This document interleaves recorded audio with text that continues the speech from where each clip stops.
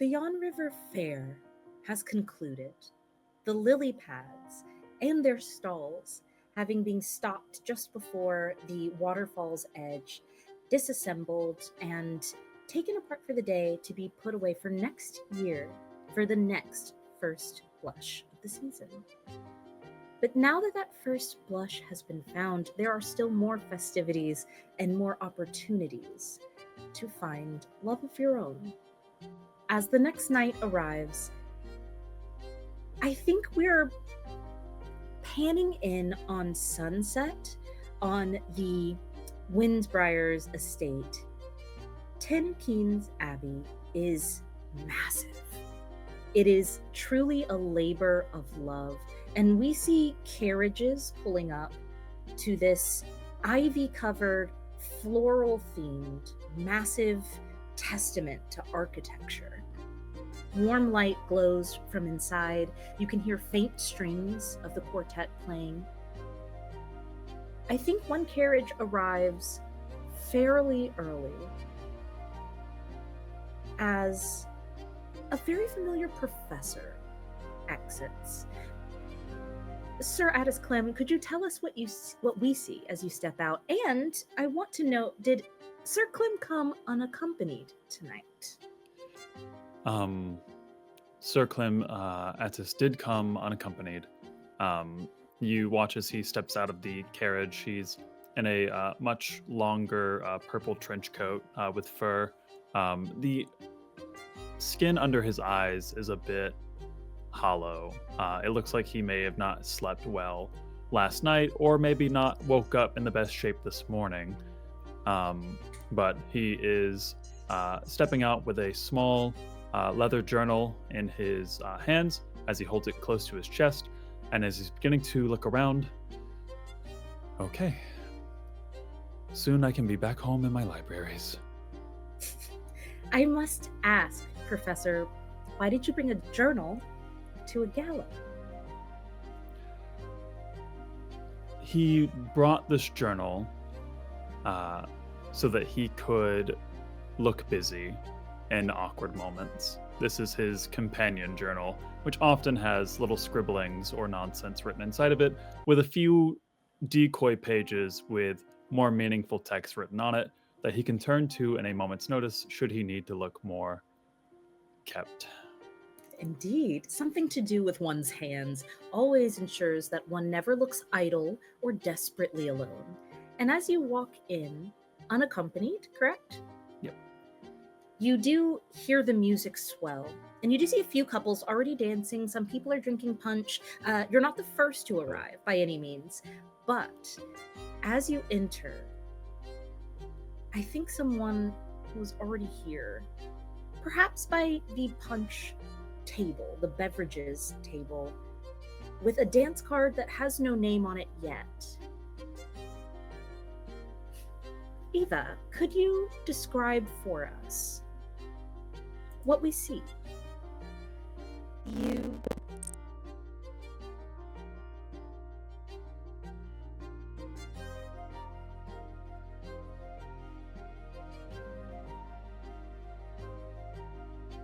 just kind of leaning against the table. Her sleeves are pushed up onto her arms, and she's kind of just like contemplating. It's not your regular Regency big ball gown and fluffy stuff. She's legitimately wearing pants and Propriety.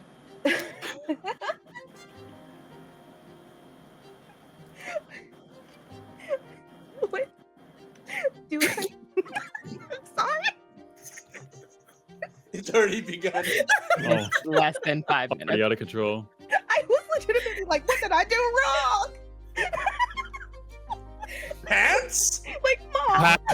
You are a countess. I just want to make sure Mm-hmm. that these pants are so pristine and well tailored that they are fine to pass as a countess showing up to a gala in pants. If they're pristine, they're impeccable. No one's gonna fool you. But if you are looking sloppy and you came in pants, it's going to be an issue. Yeah. And for this roll, I roll 2d6. Do you have advantage in variety? It's just 1d6, my sister. So if you have advantage, yes. No. Oh, it's a 5. Ooh, okay. Interesting. I think in this moment, then, on a 5, I think you see Sir Clem, Professor Clem, uh, entering, and there's a moment of just eye contact. It's almost as if a kinship is there, as if you feel that they feel similarly about this entire gala.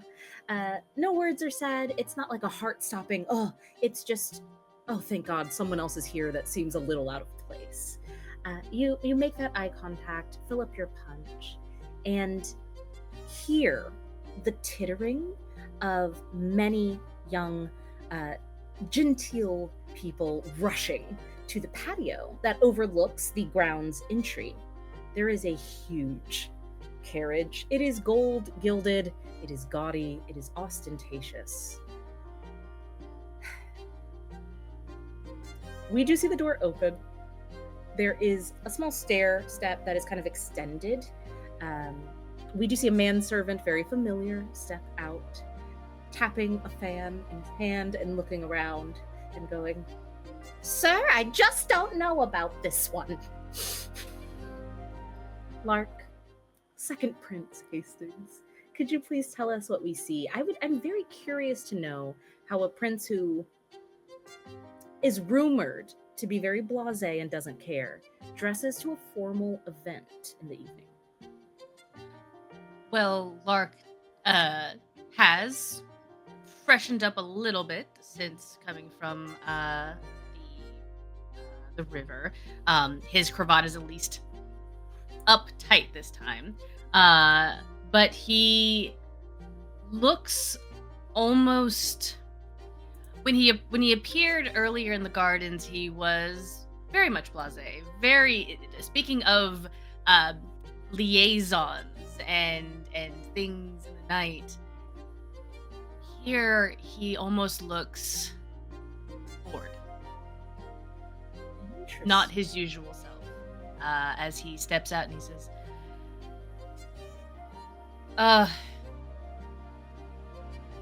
whatever. It's formality to the Duke and Duchess, and we just need to show up and play the part, and then we can head back to the palace. Sir, It's I nothing. must say, you're lacking your usual fervor in every way. Would you like me to find a young lady and take her about the garden? That is not what I meant, sir. All I was saying. Either take me at this or you take me. I'm not going to be taking. Yes, let us enter together. As you see him look up and see all of the would-be hopefuls, romantics up on the patio, fanning themselves, some looking very obviously staged, like look natural, Mew, Mog, as you walk up, and you begin to enter the threshold here just as that sun is finally setting. All of those warm oranges and yellows and crimson reds begin to fade into more purples. Some blues start to show up. You see the first twinkling as a star before you turn completely away to enter. As we He see, takes Yes, that please. moment, and then as soon as he walks in, puts on that dazzling princely smile.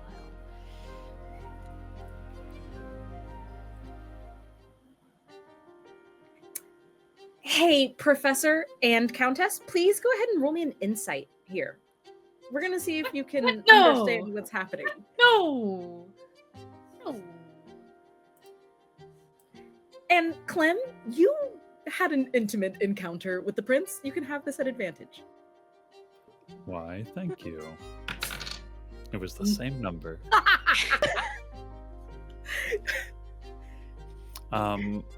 4. Okay. No, sorry. 2. What? Sorry. What? I read the wrong column. Okay. So a 2. On insight, as you remember, Clem, the last time you had seen the prince was the last day of the Yarn River Fair, and you had been walking with the Lady Vexmore, trying to help her get some air after she seemed extremely frazzled by something that the prince had done or maybe said, and you took that to mean that he had offended her.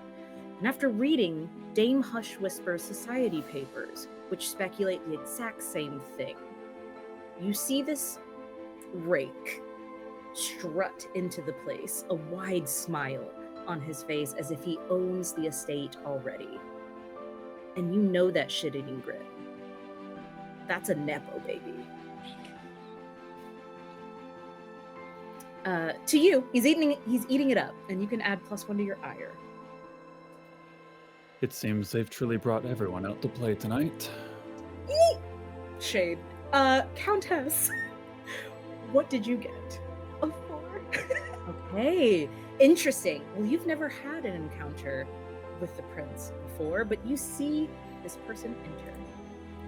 And your insight in this moment seems fairly good. You might have been looking a little like a second earlier than Clem. You see the prince step in looking completely nonchalant, and then a switch flips. You see what he is doing.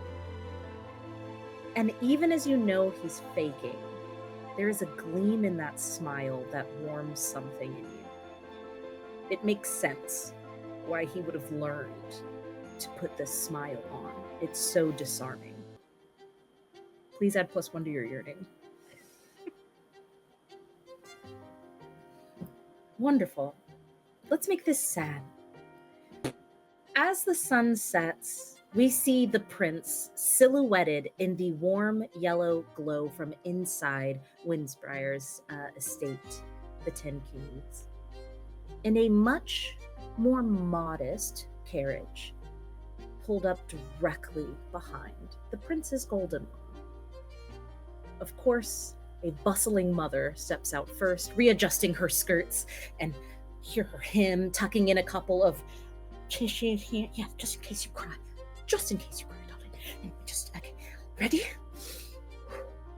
This is it. And she steps to the side, because you don't see this. She's looking at the prince in the doorway. You exit, Lady Vexmore, to see where your mother's gaze is fixated upon. And if I remember correctly, Lady Vexmore believes that the sun always shines on the prince. And as he stands silhouetted, almost in a halo of that internal warm glow, and the rest of the world goes dark into night, you know that that's true, and that perhaps you were meant to stay in the shadow. Please tell us what we see as you take this in, the prince completely oblivious to your presence at all, already entered into the estate.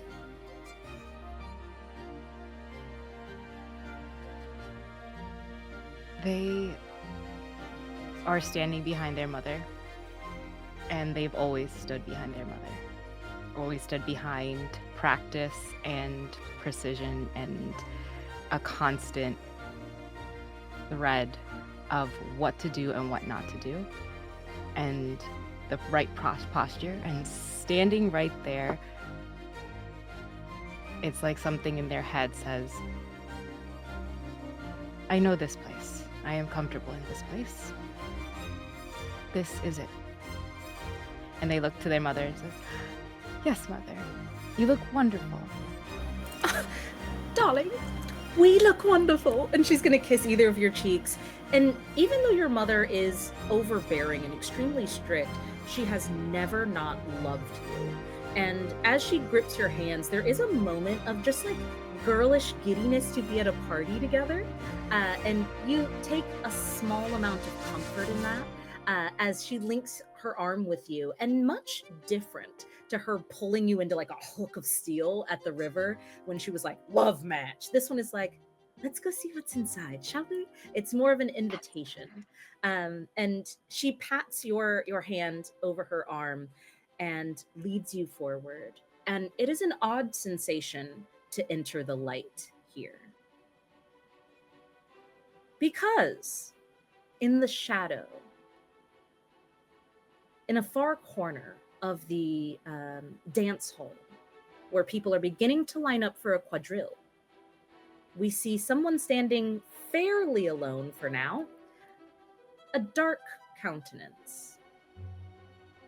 Finally, could you, if you wouldn't mind, tell us what we see here in the corner?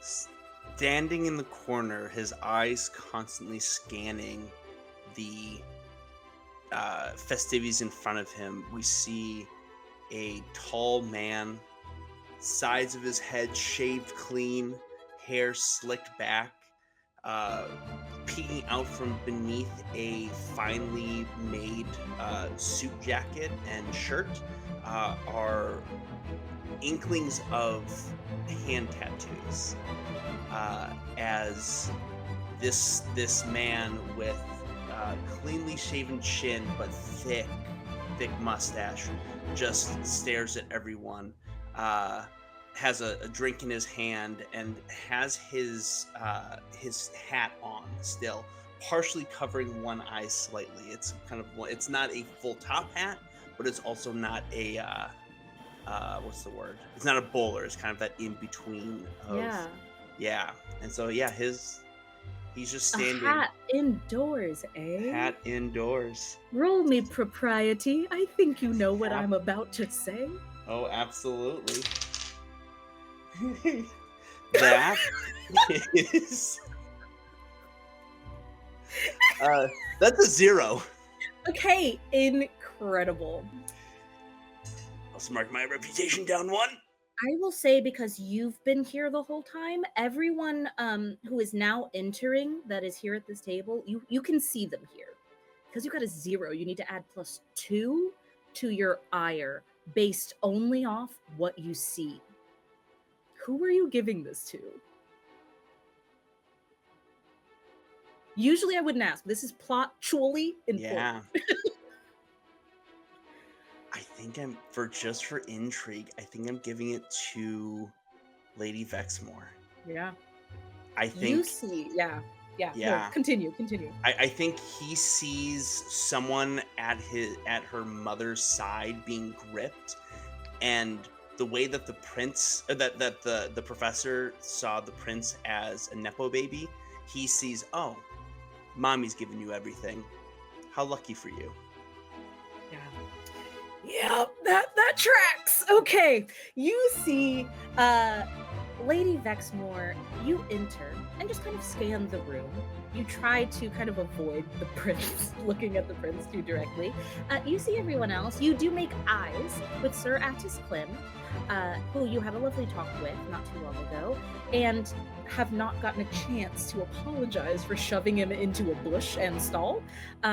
So might warrant some conversation at some point tonight, but your eyes land on this man in the corner with the cocked hat, who seems to have this piercing, fiery rage just directed at you, and you are certain you've never laid eyes on this person before. They're just, what? Like the double take of, do I have something on my face? And they do a smile, like a quick, like, to flash at them. His expression gets more sour. Just Oh, okay. You smile. Your mother is also smiling. She's like waving, talking. She's not really looking where you're looking. She's looking around the party. So you have that moment, and she pats your hand and says, "Darling, Lady Clarissa is here. I must go say hello. I'll be right back. Find a husband or a wife or something. Bye." And she like runs off, and she scurries to go meet up with the other more matronly group that's kind of watching the dancers and like, oh, that's my daughter over there. Yes, isn't she pretty? And she just goes over to kind of gab and talk for a bit, very similarly to how she did at the Yon River Fair. you're left standing here finally on your own. Where do you go? For that good, I don't know. It's good. It's longer in their head, but it's only like 30 seconds. Probably for them, it's like a millennia. They're just like, just okay. Like, just like, let my skirt, like, let me put this right. My dance card, yep, that's empty. Great, great, great, cool. Okay. They will first, if they could see, the fact that this gentleman isn't unrecognizable. They're curious, but they'll, since their face sour, they're like, nope. I don't know what that was about. So they did that, like, and they will go to a professor to be like, you're the one person I have to like actually like apologize to. So okay, Yeah. great. I turn it over to you. What does the conversation look like? Or first, before you start the conversation, Professor, you see Lady Vexmore weaving directly through you. What are you thinking? What's going through your head right now? Last I heard of Lady Vexmore, she turned down the Rakish Prince. From my point of view, very understandably and warranted. So she's coming over. I'm almost excited to talk to her, but I'm also very nervous about it. So as she approaches, Lady Vexmore, hello again. Hello. Sorry. Just Why are you flustered? weird energy over there. Just didn't. Everywhere. We're swimming in Oh, it. yes. They're standing like side by side, pretty much kind of like people watching, next to the professor. And if they're near the punch or I don't know, they will grab a Yeah. drink.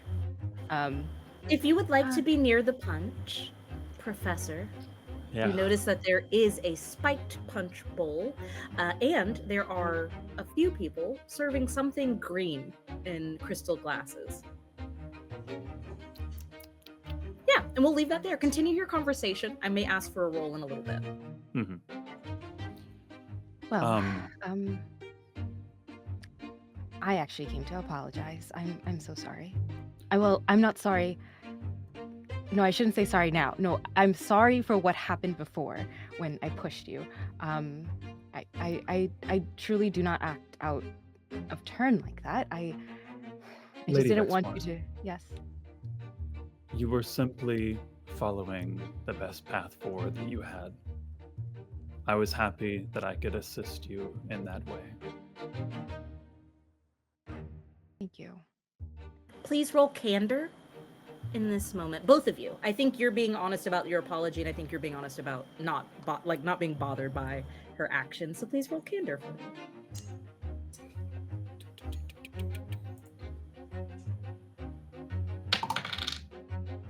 Two. Okay, I have a we got 1. 2. And I have a -1 for a 0. Zeros together. Maybe we should end up.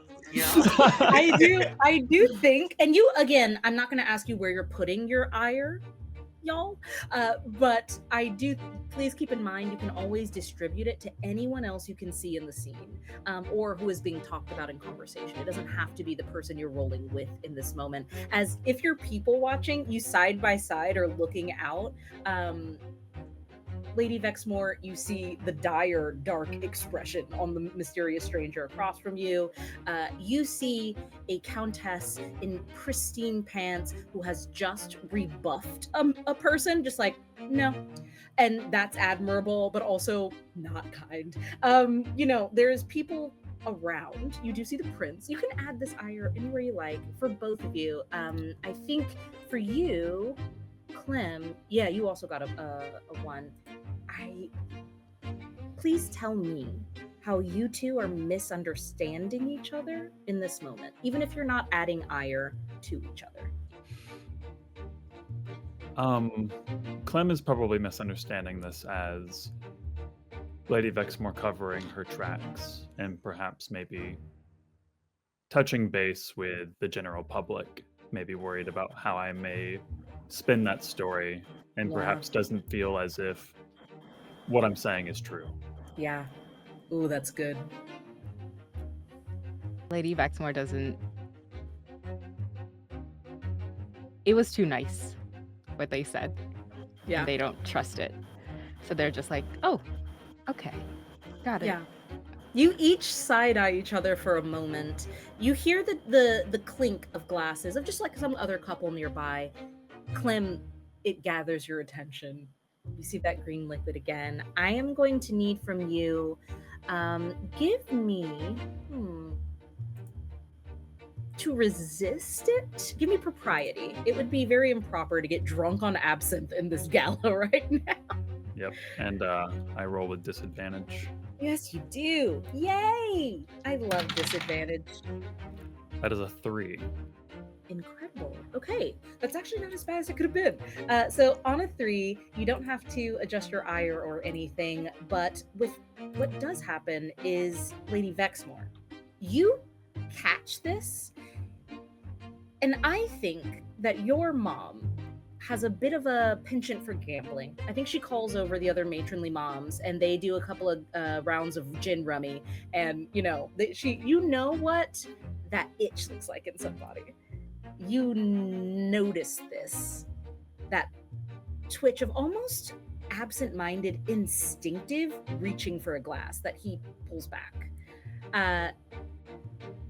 In the next few moments here, please continue to finish this conversation. Clem, I need you to excuse yourself to go get some absinthe. If Lady she Vexmore- has, Oh, sorry. if she recognizes that look, they'll kind of like cut in a little bit to be like, oh, I was wondering, I talked so much over you the other time, if there was something that you were reading that you wanted to share. I know you were carrying a book, but I didn't ask, and again, I apologize. I should have asked instead of just talking over you. Give me a This- scheme move here. Try to scheme for me. You're trying to keep him from the worst parts of himself, and this is giving I can fix him energy. Scheme for me, and if it's successful, Clem, you don't have to excuse yourself. Ooh. Okay. That's a 6 plus 1 for a 7. She can fix me. She can fix him. She can fix him. Okay, great. Please add 2 to your yearning. I think I know where it's going, but it's up to you. As in this moment, you feel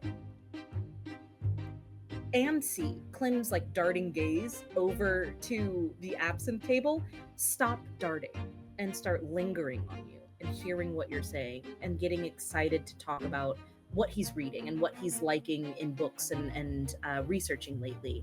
And you've truly tapped into a cornerstone of who he is, and it's pulling him back to himself. You do not have to excuse yourself at any point, Clem. As y'all continue this conversation for a moment, I want to pull from here and check in on the Countess. I'm going to do a small flashback here because I talked about you waving off someone. There is someone who comes up to you. They are dressed in all white with black gloves. You recognize this as the standard like servant of the manor, and he comes up to you and says, "Hello, so sorry to bother you. It's wonderful that you're here. Hi,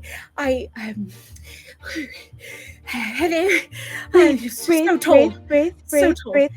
Yes, sorry. I saw your Botsky match 3 weeks ago, and it changed my life. Oh, you got to be quiet. Could you please sign this for me?" And she's only getting like louder. Hey, It is a fan, but if anyone finds out what you're doing illegally, you will not have a good standing here. Hi, hello, Just and then get no, your no, piece. wait, just, and then like she just, I feel like Eva would just like grab her hands. You're touching me I with the same hands you I am punched going- that man straight in the face I with. am going to keep touching you, but you have to keep Oh! it down, my love. My love, you got to keep it down. Give me an influence roll here. You're trying to You have a fangirl in front of you. You're only touching her more, and you just said, "I'm gonna keep touching." Can we get propriety You from two this please individual too? Yes, I'm going yes, to we're gonna have to do a touch after this, but I'm trying to see if this works in calming her down. 5. Okay, so you do manage to calm her down, but her initial ooh has already gotten several eyes on you. So now roll propriety to see if it looks like you're like sensually coddling this person. Essentially or not. coddle this person all day long and she shut up. Okay, there's a class issue here. I told you know. this is a servant. That is going to be wait with my propriety. Oh yeah, a 6. Okay, incredible. You see that it looks like to everyone else a servant has gotten hysterical, and you're doing the good turn of like making sure the servant doesn't ruin the rich people's party by calming her down and making sure she's okay. And she does quiet down. So you have 2 successful rolls here. Her hands are still in yours, but she's trembling, and she goes, "When you broke his nose, I have dreams about that. It was incredible." That is a kink that you are going to have to sacrifice on your own What? in your dreams. Anyway, so I will sign this book for you. Oh, thank you so much. Thank you. Of course. And if you could just, if you'd like, I would. Anything you, you say. you didn't. I didn't. Okay. Well, let's sign the book first, and then we'll. Okay. Could you Alright. please make it out to Illyria? How do you spell that again? It doesn't matter. However you want, I'll change it. Okay. That's fine. But can you do me a favor? Just Yes. a little bit. Oh my god, I would love to do you a favor. Please just ask me. I'll do it. It's already done. Oh, you see the prince over there?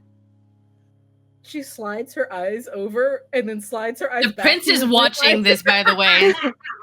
You see the servant look to you and then look back to the countess, and her eyes get wide because she has already agreed to do whatever you ask. And oh god, yes, she still nods. Okay. Can you bring him over here? Yes. And she bolts away from you. As you're assigning the thing for her, she bolts over. Lark, you see this short, shaking, sweating thing run up to you and go, Not the first time. "Hello.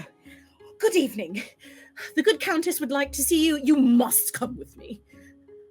Of course, dear. And like almost again without thinking about it, one of his hands goes and brushes like her elbow. Yeah, and as Yeah. you do, she immediately goes like this because she knows she could get in trouble if she like touching a prince. Give me a propriety move as you brush her elbow as you walk past her to go over to the countess. Yup.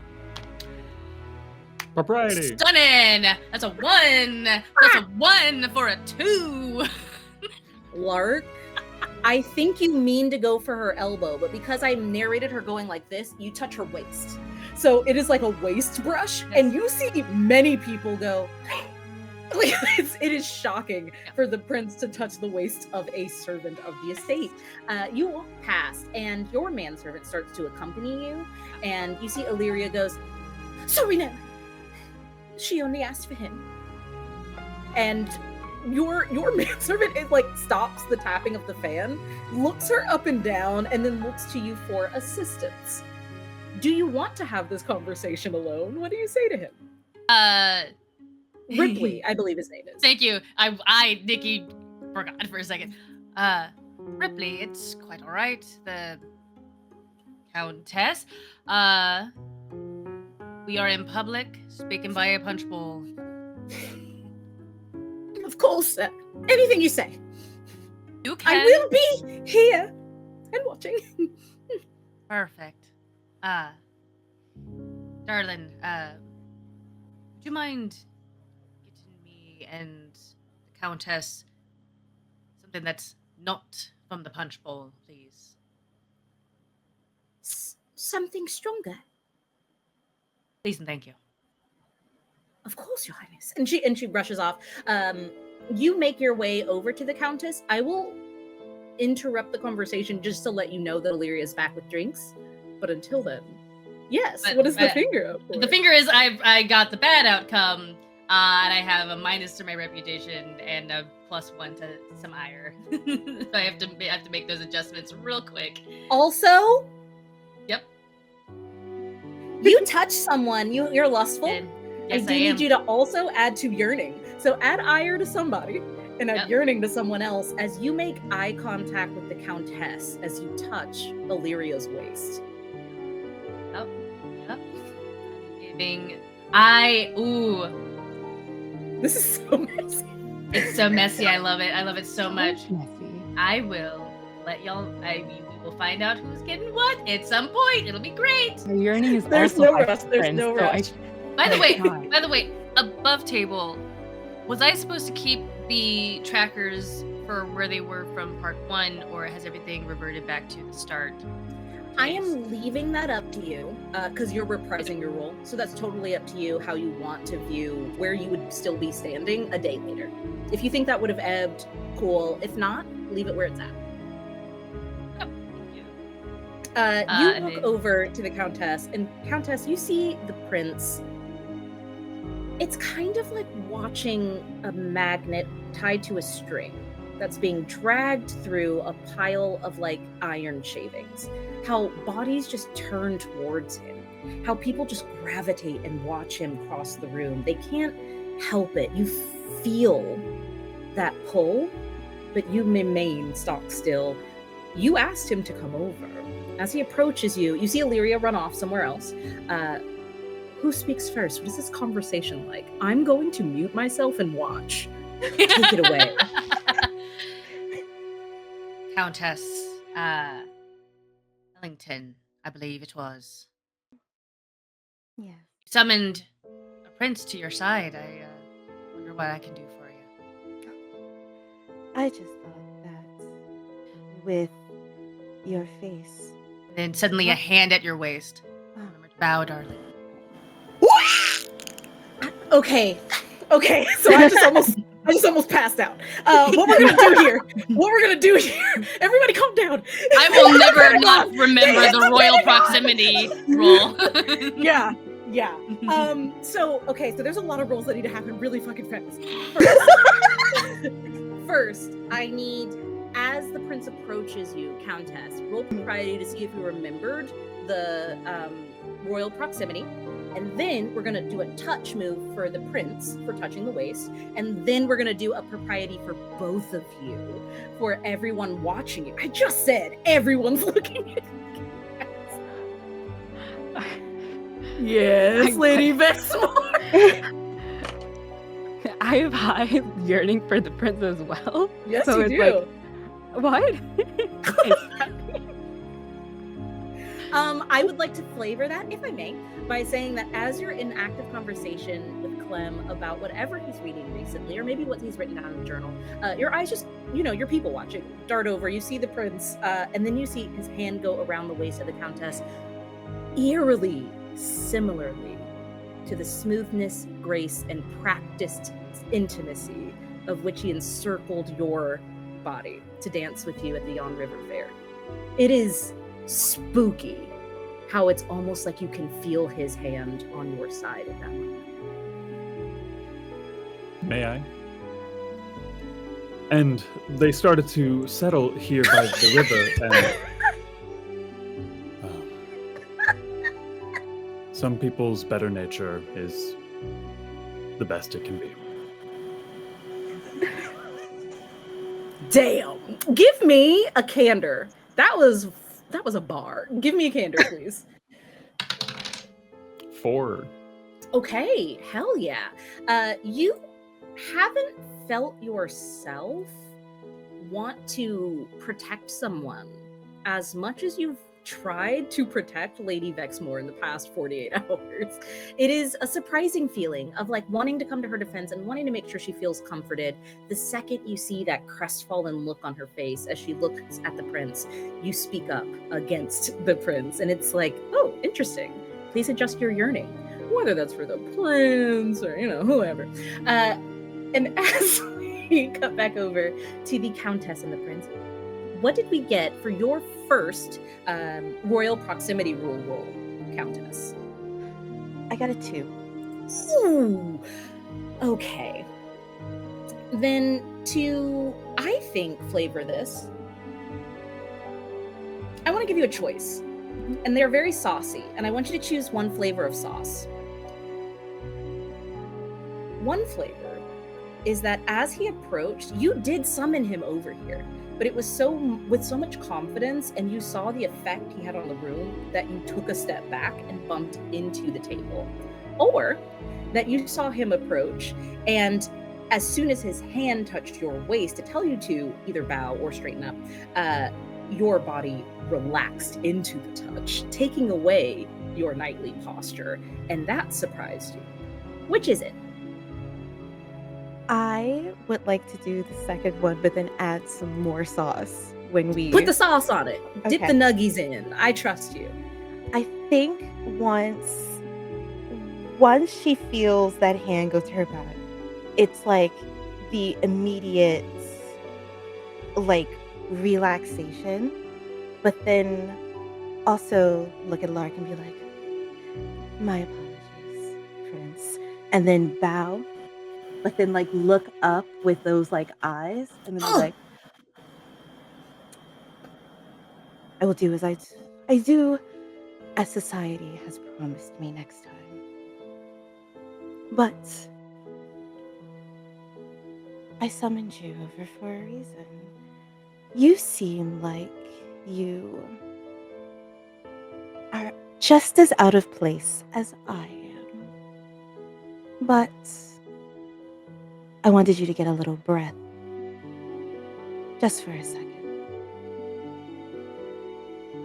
Lark, before you respond, do not open your mouth to say anything. Tell me what you got on that first touch roll, because I know whatever you were about to say was gonna be hot and horny and bad. I need to know what your propriety roll was first. That was a 5. Okay, wonderful. And then your second propriety roll, because the first was a touch move, and the second is just propriety to see how the crowd is viewing this. Second one, providing for how people are observing this. 2. Okay. Wonderful. So, with a 2, you feel the eyes of the rest of the Talon upon you. You see this countess look up at you, unflinching, unwavering, offering you a mercy that you similarly offered Lady Vexmore. And I would love to know, as you adjust your ire, you see the rest of the room behind you before you respond, and you do see Illyria coming up with a couple of glasses. What are you thinking? What's going through Lark's mind before Lark opens his mouth to say something to Countess? He sees her look up at him, pulls his hand back as he looks about the room. Again, the words of the newsletter kind of striking him. And then, like, turns just in time to see Avarti catch her eye just before Clem pulls her back into whatever they were talking about.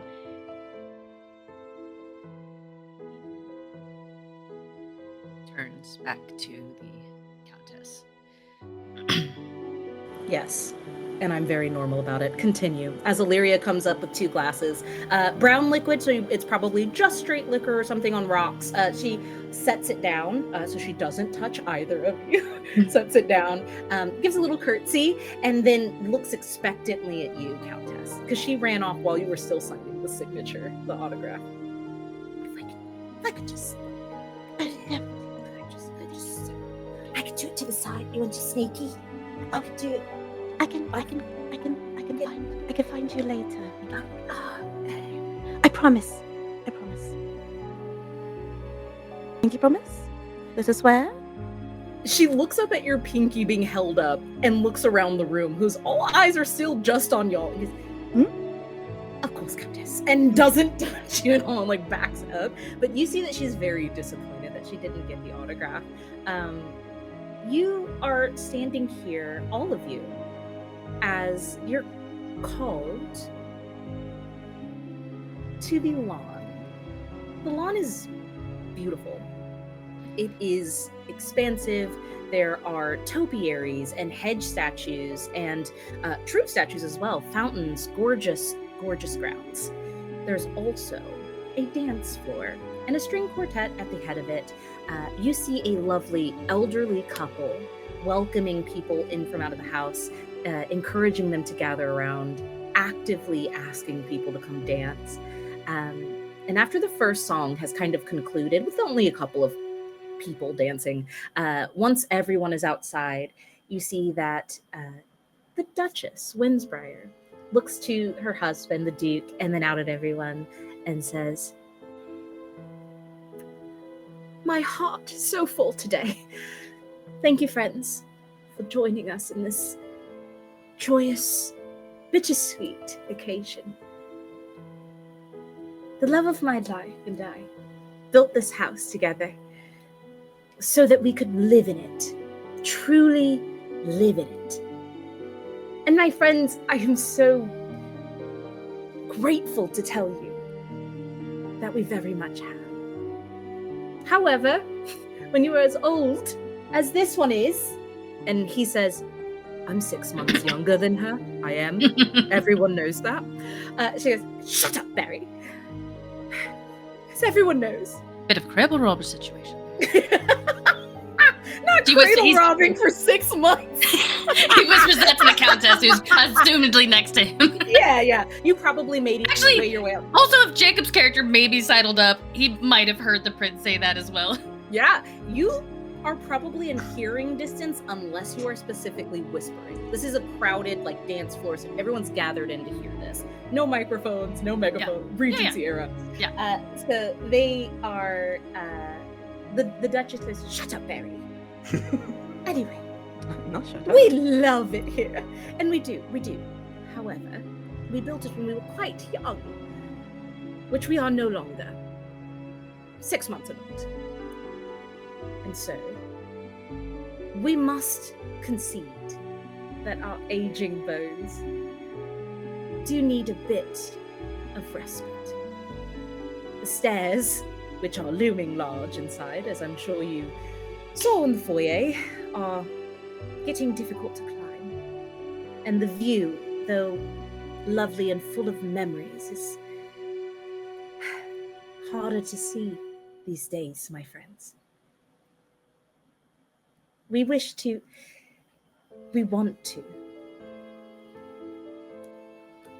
live out our lives together in a smaller home. And because of that, to thank you for loving us so well, we wish to bequeath this estate tonight to a love match who can use this home as their own, as a starting foundation for a long, happy, cherishable life. Anything you want to add, Barry? The Duke goes, "It is an open bar. Stop the music!" And the string quartet immediately goes into a lively jig. People start joining the floor. What you were saying, Lady Bexmore? When Barry, when the Lord says that, Parvati lets out the most snort laughter, just completely Propriety. A lady You should know better. You breathe. snorting? Yes. You breathe this to be propriety. Oh, that's a 6 minus 1 for a 5. Dang it. Okay. It's still a good outcome. However, with a complication. As your mother, you catch eyes with her across the dance floor, and she knows that laugh. She raised that laugh. And she cuts eyes. Whatever girlish yapping was happening before, she goes, "Don't embarrass me." That look of... She doesn't say anything, but you do make eyes. And you know that you might, if you're trying to impress your mother, want to hide the most vulnerable part of yourself here.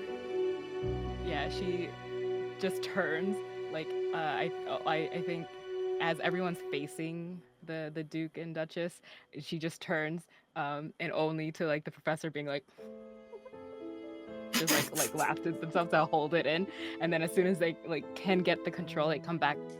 Yes, mother. Interesting. Something, Like, I'm great. something funny, Lady Vexmore. Across the crowd.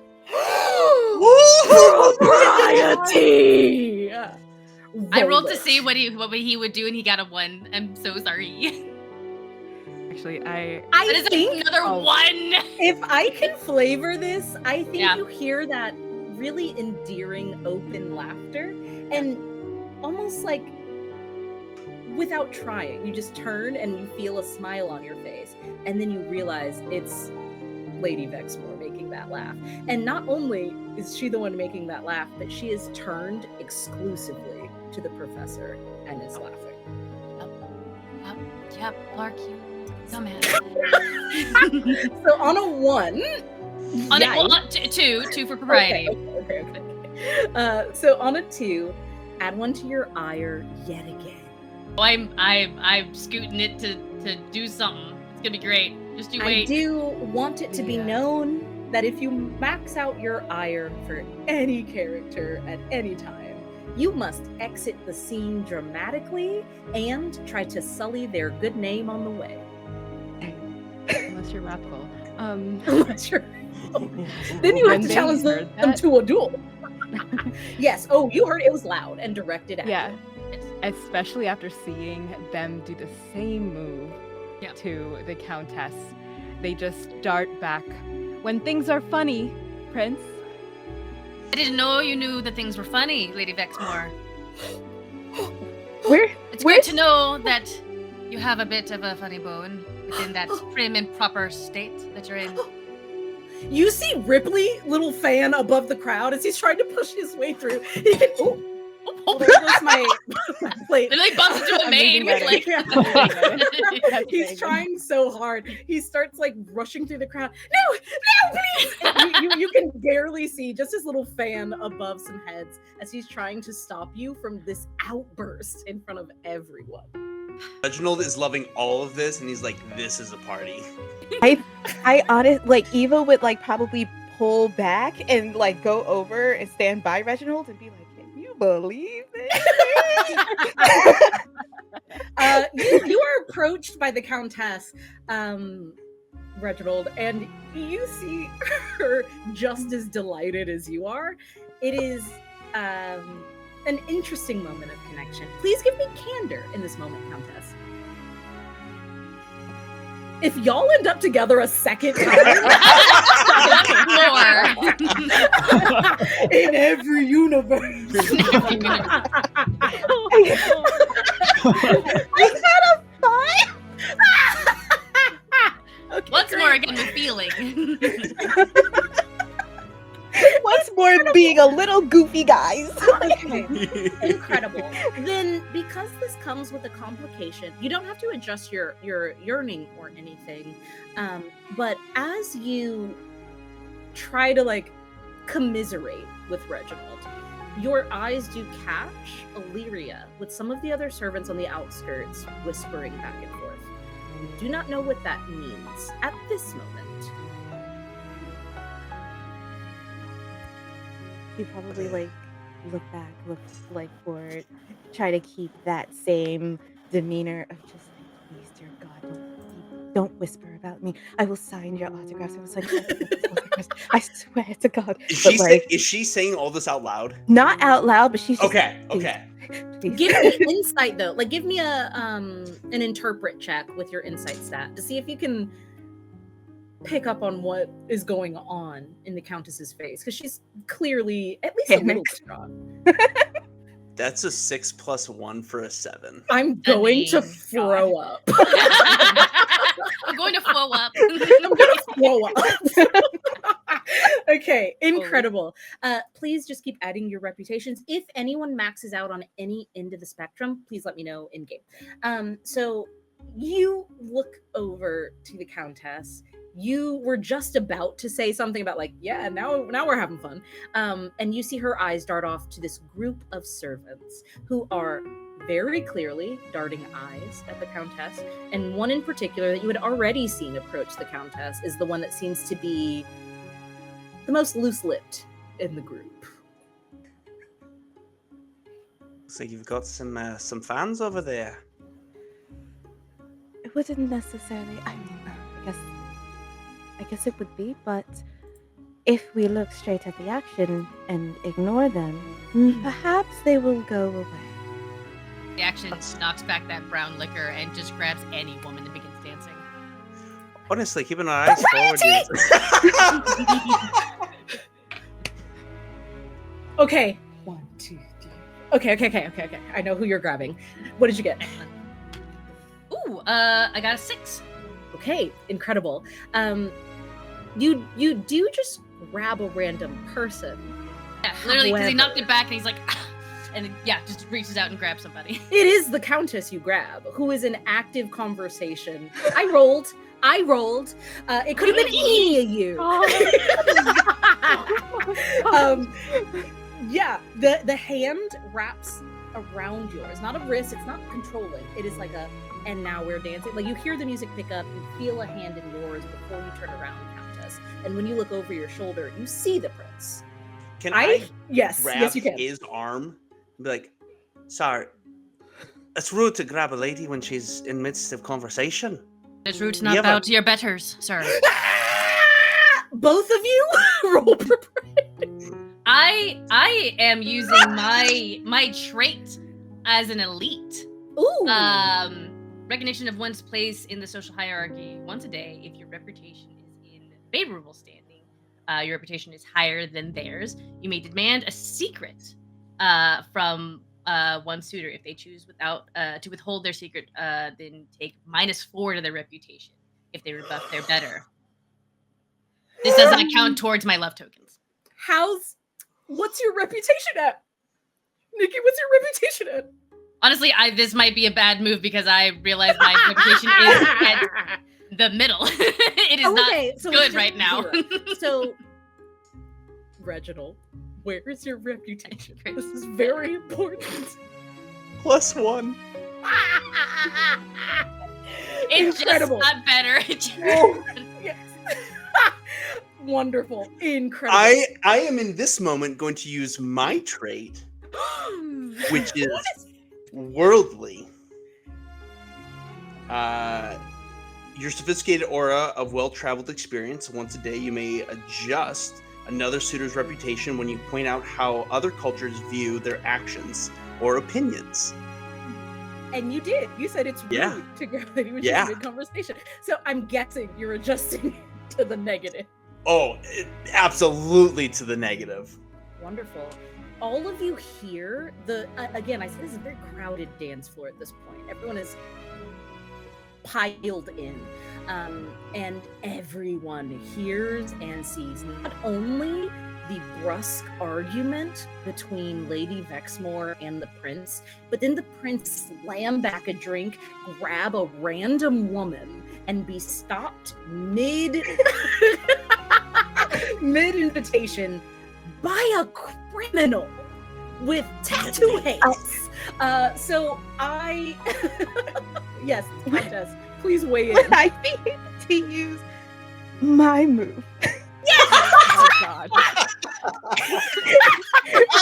Because now I just need it to be as messy as possible. Let's be messier. Part 1 I was love it so here. calm and chill. Part 2 is chaos. Yes. I warned you. I would like to use. Oh, these are so. Wait. I would like to use a blade among the lilies, which is you've been fighting for far longer than you've been gentle when you use your physicality to do what needs to be done. In spite of propriety, take -2 to reputation to adjust your outcome. So I kind of want to, but I don't want to physically hit anybody. What I want to do is your just like physicality. take This is gonna be even messier, so I'm really, really sorry. But I want Hand to it over. Green, go. I want to take Lark's hand, go up to him in his ear, and be like, "Do not lay a hand on anybody. Do not make this a scene. Take your hands off of him now." Roll. Please roll. This is A hand I wasn't on would him, but say- now it is. Yeah, now I'm touching everybody. Now I'm Lark touching- being like I got this two the whole hands. time. Yeah. One on the waist, one on his. It's just like, One on the waist, one in his, like, yeah, grabbing his coat. And What hit, do like, He's one of, stroking like, your one of his, face. We're all touching each other. yeah, weirdly, it's a triangle of, like, all of our hands touching each other. This is ridiculous. I love this so much. Lark, Reginald, and Eva, just a throuple. Just Polycule? Polycule? Polycule. The most toxic, time. but the Every most. time we play this game, We're just a it's polycule in Jacob Seattle. shouting It's fine. polycule. Yeah. Oh, thank God! I got, Okay. I got a 6,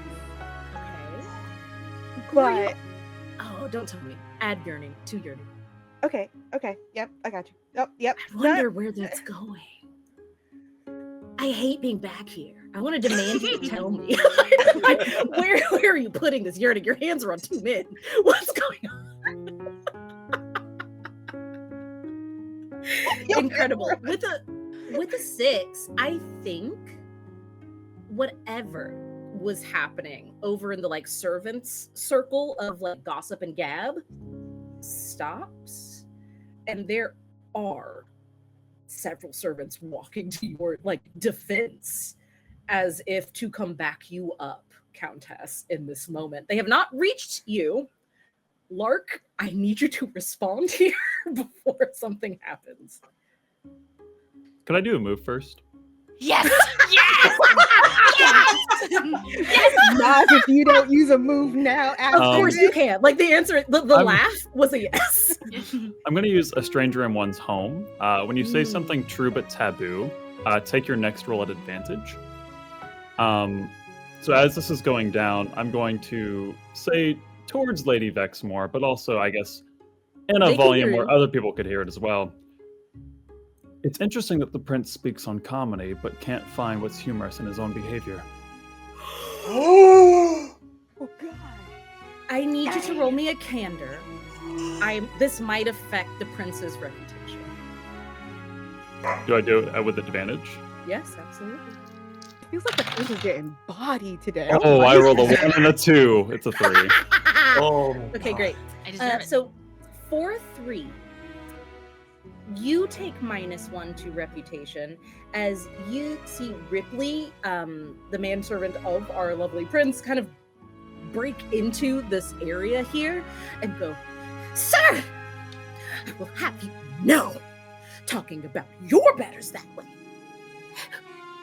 Sir, get your hands off of her!" Like he was about to go off on you, Clem, and then sees like 3 people with all of their hands on each other, and immediately it's like there are bigger priorities here. As you do know that this is going to get around, that you have twice out loud and 2 like public tried to defame the prince. Yeah. Wonderful. Good move. We had it, Lady Vexmore. Before, is there anything you want to do? All the things I chose isn't to hurt the prince, and I hate that right now. Hurt him. Oh, they will giggle a little too like loudly, and being inquisitive, they'll just go up to the little group like with the professor as like if they're walking, and out loud I wonder, Prince, if you have the same amount of yearning as you do with everyone else, with the Countess, and just pretty much ask where their yearning is fully for the countess. But as if they're just like gossiping a little bit. Is that a trait or It's a whisper? trait. Yeah, yeah, yeah, yeah, yeah. Now, Prince, you do have to reveal this to Lady Vexmore. Please send a whisper of your tracker, your yearning tracker, for the Countess in this moment. She is demanding to know where she stands. I think, though, that the Prince demanded a secret of Reginald that didn't I have don't to get be it, though. said because, yeah. Okay. So you heard that as well, Lady Vexmore, as you walk up. That's when you then chime in. So I will also add that when that was requested, Mhm. definitely Reginald like turned a little like almost blushish white, where he's just like, oh, like something's about to get out, and then everything else happened. He's like, all right, we're gonna let that dog lie. if anyone thinks that they would have seen it, because you're all in the same proximity, so the possibility is open to everyone, you may roll to interpret if you would like to know what that look on Reginald's face was in that moment. Insight? Yes.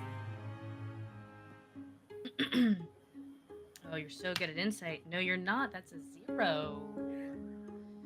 Add 2 to your ire, as when you demand him to like be honest with you, and you see him blanch, you fully believe. You've heard of him. You see the tattoos on his hands. You fully believe he is here to do something violent.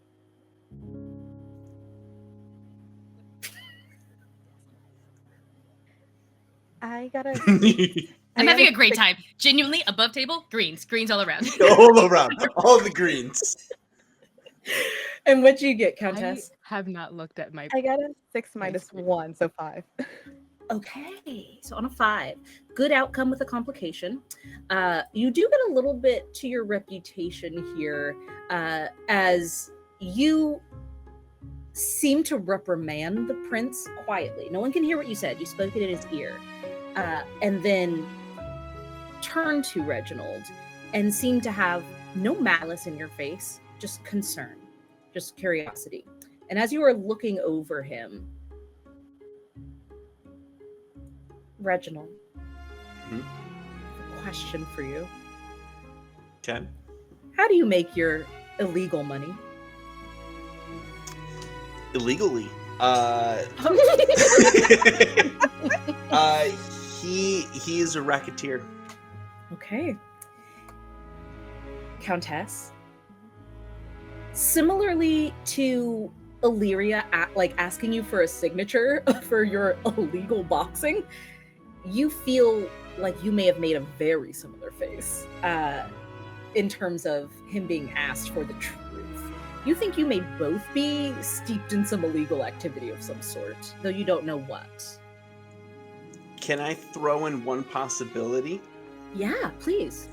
That I may have seen one of her bouts, and she may have seen me in the You crowd. recognize him from the crowd.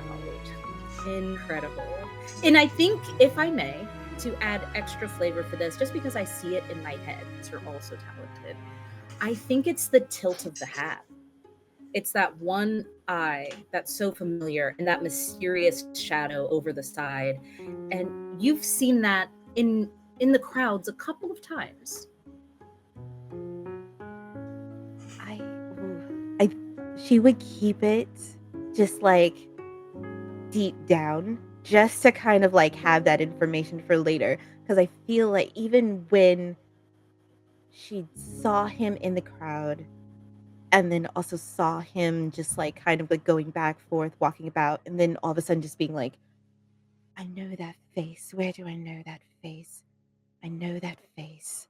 And then all of a sudden it clicks, and she's just like, second row, right in front. I know that face.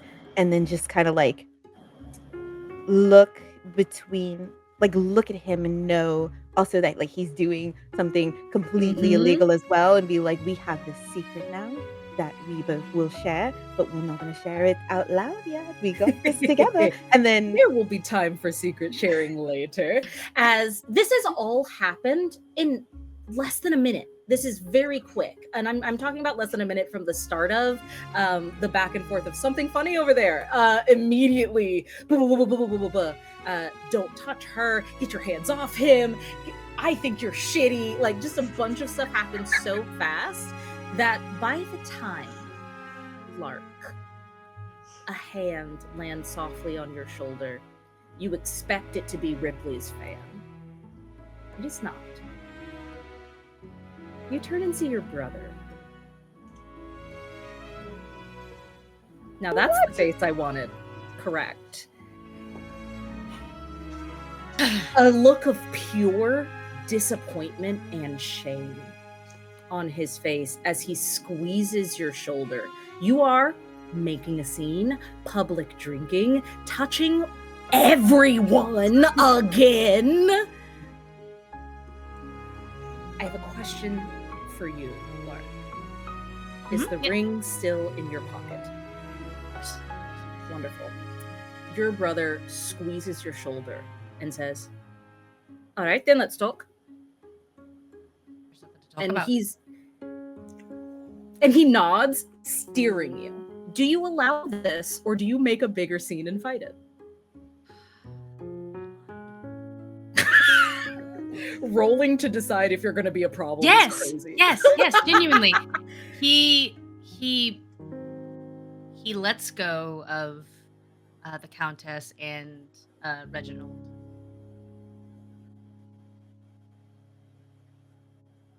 Sorry to have been a bother. Everyone's got their place. Not all of Candor. us.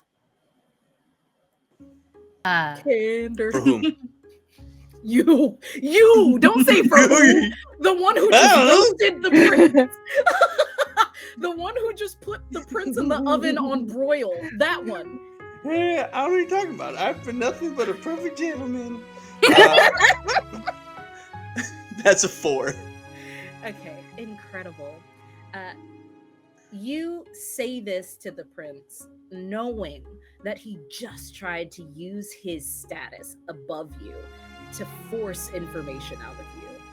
And you add a little bit to your yearning here as you are left, certainly with the rest of the group, but standing in front of the Countess and the prince being dragged away. Lady Vexmore, you see this, and you know the other prince. You all know the other prince. And My brother Henry, who just got engaged to a fine woman of standing, Elizabeth. She is here as well. And she's here as well? Yes, she is.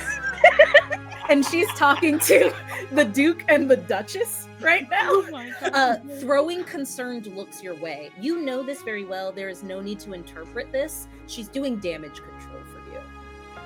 Elizabeth is genuinely lovely. And maybe, in your opinion, a little too good for your brother. As he steers you no, they're perfect for each other. Ooh, sexy. He steers you towards a gazebo that is lit up with little fireflies in jars. And you see your brother lean on a column. What you two doing here? We were invited. Should you be off, I don't fucking know, enjoying your little brother's spoils? Oh, shouldn't you be off? Not causing this mess again.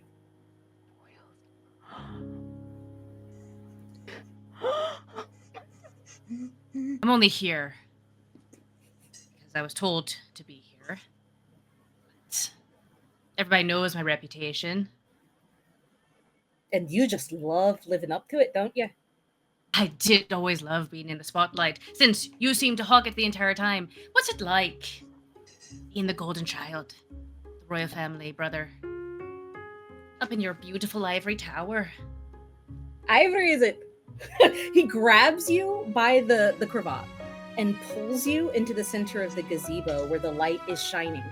He lets you go and he steps back into the shadow. And he goes, "Do you like it? I love it.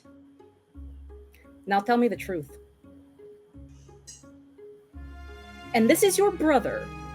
You know each other better than this.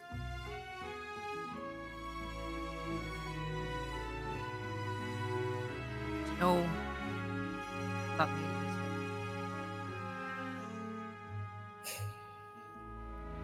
I know I did what our mother told me to do.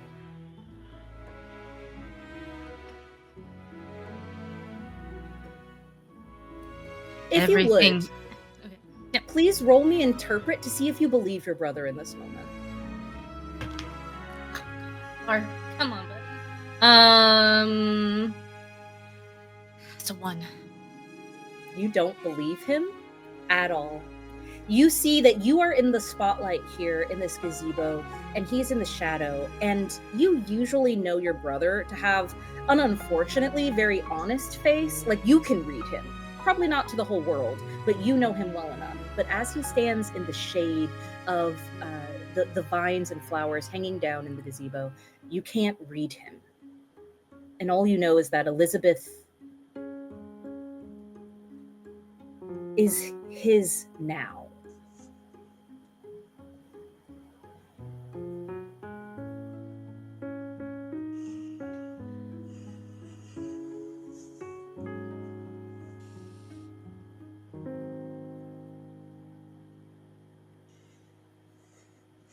Crown Prince, is there anything you and I need to speak about in this moment? Or are you here to do more of Mother's bidding? He steps forward very slowly. Lark steps back. Yeah. He steps into the light and you step into the shadow. You can read him now, but he can no longer read you. And he says, "Believe it or not, brother, I'm here for you. There's no role needed. You do believe him in this moment."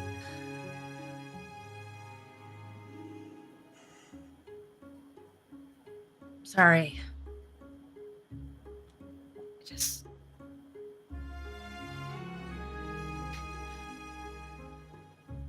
I know it was planned, and I know it's just political machinations, but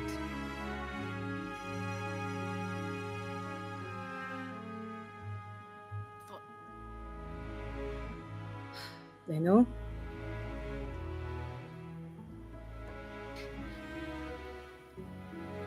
is nothing truly mine. I just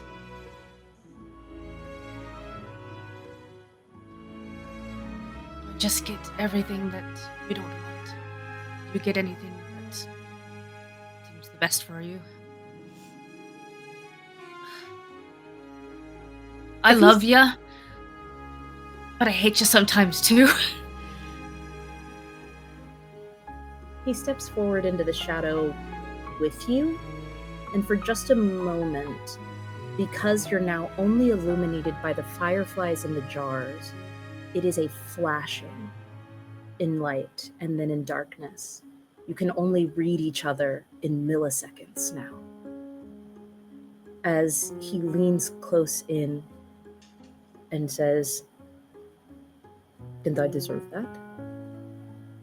Not saying I don't. Saying you don't deserve what you're doing to yourself, brother."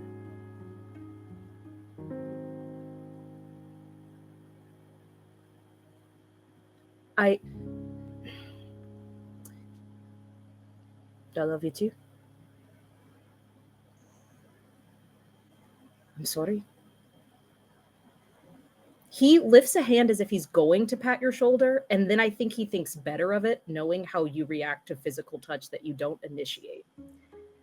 And he pulls back and looks out over the dance floor where you can see people looking at you. Always. There are always people watching, taking stock of what the princes are doing.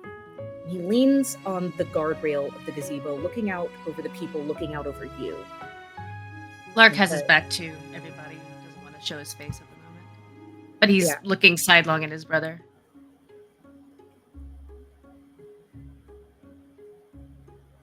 Do you want to know what I think? It's okay. You can say no. I'm gonna tell you anyway. Can't stop you, Your Highness. I think there's only one thing that belongs to princes like us. I think it's our hearts. Maybe be gentle.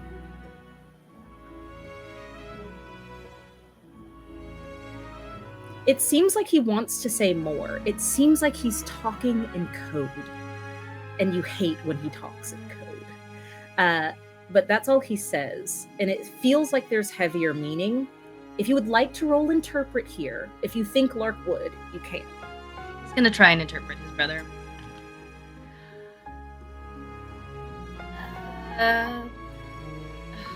It's 2.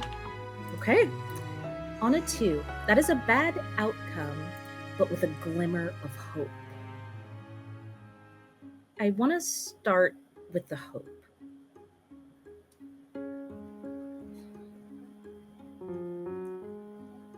I think for the first time, as you're sidelong glancing at Henry, you see that he's facing the crowd and you're not. And the second he turned away from you from that shade to look out over them, he put on a very familiar smile. You've both been performing your whole lives, but you've also been performing to each other. And in this moment, you see your brother as an actor who has been given lines that he has to stick to, even though you know that there's something he's trying to tell you, that it's important. I think at this moment, the music swells out on the dance floor. It's the same song that played yesterday when you danced with Lady Vexmore. And as your brother stands once again to start walking out of the gazebo, he says, "You're good, you know, even Might when have you're terrible. forgotten. Not only are you good, you're better than you think. Let people see it, Lark."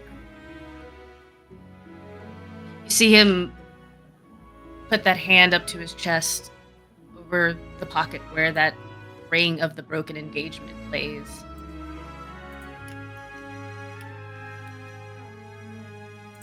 If I get hurt again,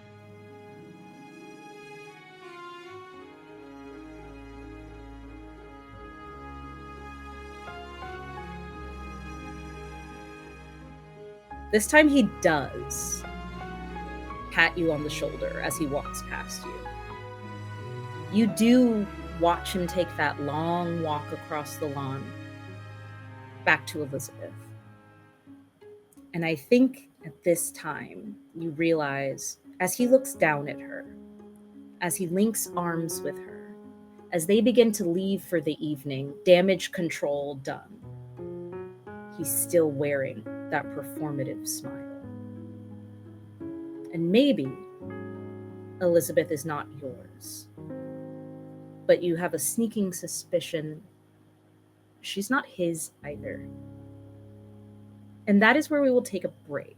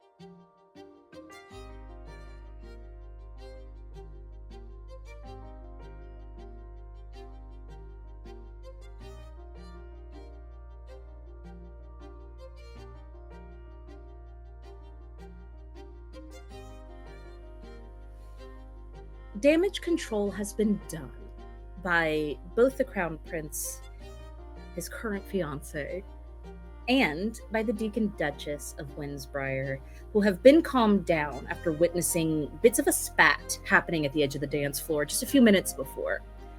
Now that the older couple looks a little more composed and are actively avoiding eye contact with Prince Hastings, you see them kind of link arms and lean into each other. The side of their heads kind of press against each other as they look out among you and go, "We've wanted to have a game. I hope this relieves some tension that might be circulating. Dear friends, we have hidden glorious prizes for you that mean something to us about our relationship over the past 62 years. We've hidden them amongst the grounds, and at this point, we invite you to fall in love with the estate as we did as we built it. Please pay attention to the details, because we did. Linger in the rooms. Try to picture yourself as if you were home. We want Ten Kings Abbey to forever be a place of love and joy and curiosity and wonder. That's what it's been for us, hasn't it, Barry? Say yes, Barry. Yes, quite. And so, my darlings, feel free to pair up. We have, yes, please bring them forward. And she gestures to the servants. She seems like a very kind woman.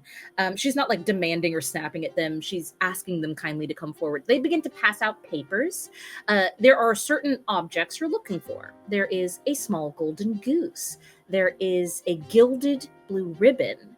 There is a chalice of some sort made of pure glass that should be opaline in some way. There are a few items that you should be looking for, and they are amongst the grounds. As you're looking over this list, Duchess Windbriar looks to her husband and says, "Barry, really, tell them something, anything." No good with words, see? No. Okay, speech. Get it together, Hastings. And he looks at you, Prince Hastings, because you have come up a little emotional. You hear him say, "Get it together, Hastings," but then you see that he's not looking at you when he says that. He says that to your brother, who is currently on the outskirts of the crowd, leaving with Elizabeth. As your eyes go over there, please just give me an interpret roll before Barry does a speech to the best of Barry's ability. 1. Yeah, he's too far away from you at this point for you to kind of see why someone would be saying that, but you do recognize that it's not being said to you. You thought it was at first, it is not. Barry goes, 62 years. Incredible. Good long run. Solid structure we built. And I've been most fortunate to be the happiest man with my lovely, beautiful wife, who has done nothing but fill the rooms with color and song and care. She's made this old sack of bones feel as young as I did when we first laid the brick of this house. Was that good? Did I do good, darling? Very good, darling. And she gives him a kiss on the cheek and says, "Please, friends, go, explore, live in it." With that last interpret roll, with that 1 upping my reputation 2 points, I am fully at disadvantage now. My reputation is all the way at the bottom. Friends, we have come to the point in the evening where rumors and whispers have circulated enough about the multiple scandalous behaviors exhibited by the prince that at this point we must add a whisper. Unfortunately, because you didn't max out at the positive, you can't erase your current whisper and add a new virtue. You God. have a sin. You are now adding another sin. Stunning. Everyone but the prince. What should we inflict upon him? There are quite a few options. We do have a suite. I know you can't see them, chat, but we do have a suite of whispers, rumors, and traits to give when the reputation gets intense. Do I hear any suggestions? Based on the prince's behavior tonight, because the new whispers have been going around where you are, and that's why that's been added here. Envious? Exactly Envious. what my mind went to. That, I was gonna say. that is diabolical. Mhm. Oof. Okay. Yep. I do think we're going with envious here. Prince Lark Hastings, would you please read out what that means, just for the chat to see? The desire for what others possess, leading to resentment and sadness. When you get a 3 or lower on an influence move, add 1 to ire to every suitor's tracker as your resentment grows. Oh, buddy. Oh shit. This is fine. After a Are we creating very... a villain? I think we're creating a villain. Not sure.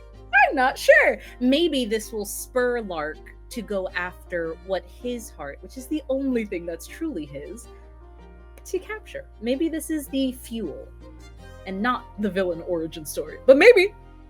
Enemies to lovers sounds nice. Villains to lovers? Incredible.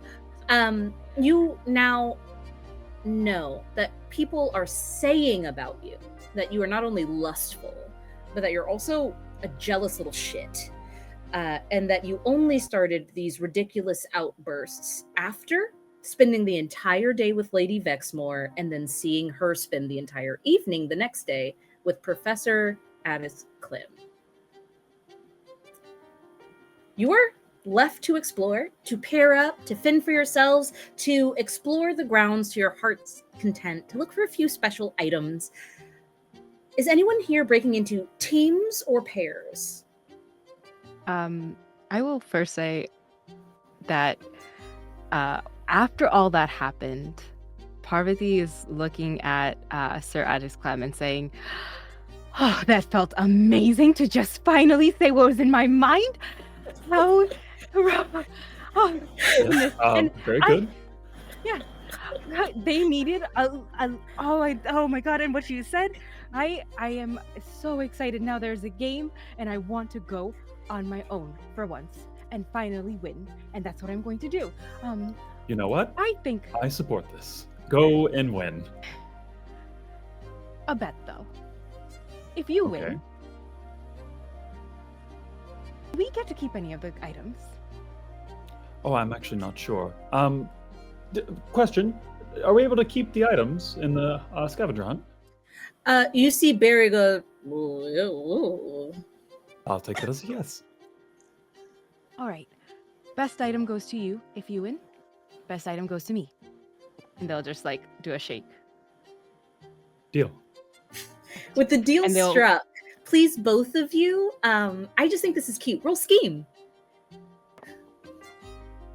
So roll plus your influence, please. This moment. 5. That's a 5. 5. Okay, 2 Twins.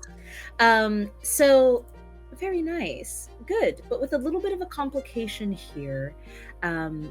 I know what that is, but you two would not. Now, both of you, please roll me a touch move as you shake hands. Propriety. Murder. 2. That's a 6 minus 1 for a 5. Okay, another 5. You shake hands, seeing each other and being like, on a 2, your ire grows, I believe. You make eye contact, or maybe not eye contact, but see someone over Parvati's shoulder. You can choose who you give that ire to in this moment. Does Parvati have any ire for that?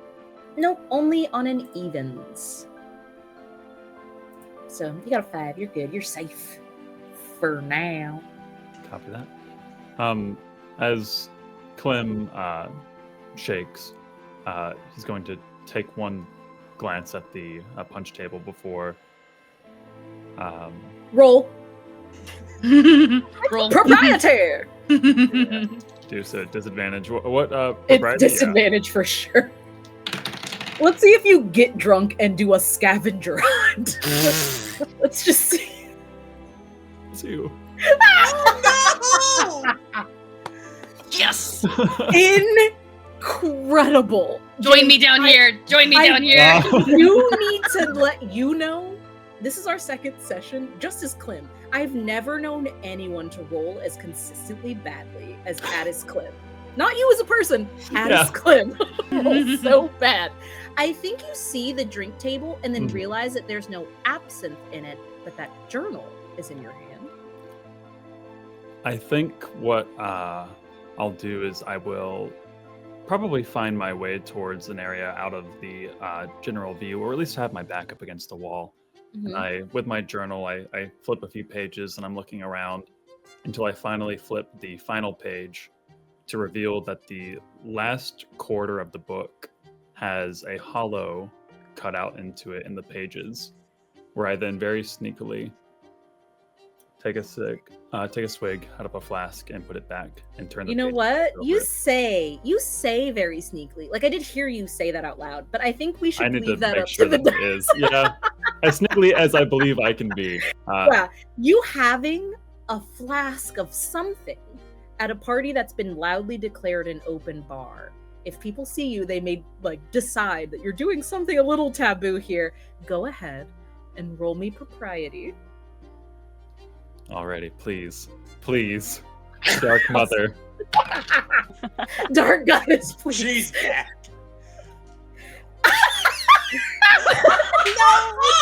What did Addis do, Dark Goddess? What? Was it the dog filing? Dark liquor goddess. For the record, by the way, I have a +1 to propriety, which means both times I have rolled a 1 Wow. on the d6. Wow. And that is You need- both times because you rolled 2d6 to take it at disadvantage. That's so funny. Incredible. Honestly, so sorry to hear about this. In game, thrilled. Oh, So, yeah. as you get another 2, so far you've already added to your ire. You're adding again to your ire as you're drinking and looking out, scanning this crowd, seeing these people who have just been so petty to each other, who have just not been able to see past their own self-importance, people who don't admit their true feelings to themselves, people who seem to genuinely not be interested in any of the fascinating books that you've brought up in conversation. It's sickening, honestly. And it starts to wear on you. The night is getting late. People are getting a little drunker. It's easier to judge people at this moment. And I think, Reginald, I think you see this. When people sneak off to the shadows, just specifically for Reginald as someone who lives in that realm, I think you would see this happen. Give me an interpret roll here, just to see if you figure out that this is more than just I prefer this liquor, and it's a need at this point. James, that might be too much. That may be too much spice for this ring. Sorry, my bad. Six. I'll put it back. I'll put 1 back. Yeah! No, more. I did wear layers, knowing that if my character began to drink, more Yeah, layers it would start come coming off. Yeah. No, Good. so go ahead. Oh, one more. Both sides gone. I'm so sorry. And Dude. one more. You can do one more button. It's fine. I'm sorry. I'm not Okay. against There it. we go. Join us next time where we're all naked. Oh, Propriety. Anyway, propriety. Propriety. Reginald, you see That's what this the next one is. happening. Propriety after dark. Right. Ooh, that's the DLC. So after Propriety. dark. It's just all blurred from everything but face. It would look like fucking Sims. Those cubes. Oh, What'd you get on that interpret roll? 6. Ooh. Okay, since you're adding +2 for your yearning for this, I think you see someone slink off in the shadows and you're like, oh, cool, I'm gonna go see what they're doing, because if someone's doing something in the dark, it's probably something I want to know about. It's probably something way more fun Exactly. than the droll rumors of just high society talking amongst themselves. As you enter the shadows and see Sir Atlas Clem, I'm going to flavor this to where you are the hottest nerd anyone's ever seen. Is that okay with you? Yeah. Cool. So as you lean up against this wall, one leg propped up against it, a book in your hands with your thumb like holding the pages open, down limp at your wrist, you take a big swig and some of your hair just kind of falls across your face, over your glasses, and you loosen your bow tie. You start getting way more comfortable here. And as the moonlight breaks past the clouds, you see, Reginald, just a sliver of silhouette here, and you realize how proportionately perfect this professor is in this moment. Just looks so good. And of course, you wouldn't overlook this, that he seems to be one of the smarter people in the room. You've seen him with his book around the evening. He might be able to give you an advantageous leg up in the scavenger hunt. I also have, because he yelled to Barry, do we get to keep the stuff? Reginald's mind goes to, great, I have someone who will steal with me. Absolutely. Crime Absolutely. buddy.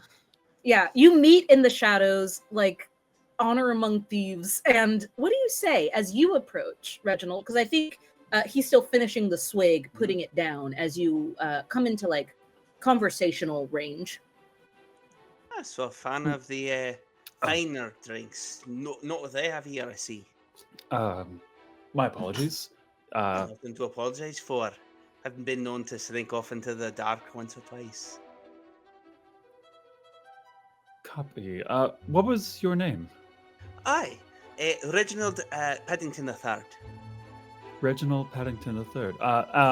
Professor Atlas Clem. Nice to Pleasure. meet you. Would you care for some? No, I don't abide. No. I'm more of a... I'm my other vices. Drink is not apologies. one of them. There's nothing to apologise for, you didn't know. But what I do notice is you seem to be a wee bit of a Poindexter. I suppose that is one way to put it, yes.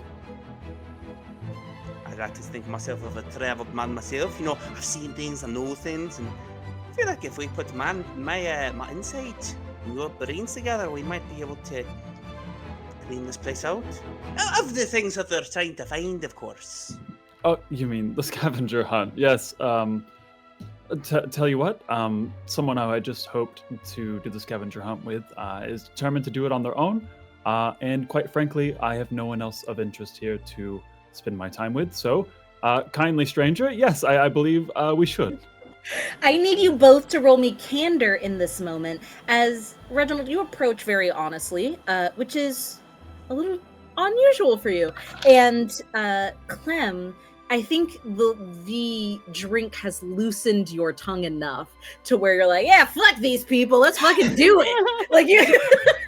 Pretty much. I got a 6, and I think it's because he's so, like, he's seeing him drink so much, he's like, he's not gonna remember any of this. I could tell him that I killed a man, and he'd be like, that's great! I got a 3. Incredible. So on a 3 with candor, what I'm gonna say, again, you're agreeing to this, but as you look out among the crowd, you can still see everyone pairing up. You see Lady Vexmore like hiking up her skirts, getting really ready to set off into this house, like looking over the list and deciding what she's gonna look over. You see Lark leaning up against a tree, like idly looking at the list, but he hasn't decided to go off anywhere yet. Oh no, Clark has made his way. Oh, you beelined? He's like, all right, yep, into the house. Absolutely, I take it back everything I've ever said. Lark is competitive. Everybody take that down. Pass it around. Make sure everyone knows. Have we not figured it out at this point? No! No, we haven't! We figured out he's a jealous little shit and nothing more. Someone told him to go after his heart, and maybe the heart is somewhere in this house. Yeah, maybe. Who's to say? So Lark takes off into the house. You do see the Countess. Countess, instead of me saying what you do, what are you doing in this moment as people haven't quite all dispersed to start looking? Some people have gotten an early start. But what are you doing in this moment? I think she'd want to go to find a private room with a full length mirror. Like that's her ticket. Okay, period.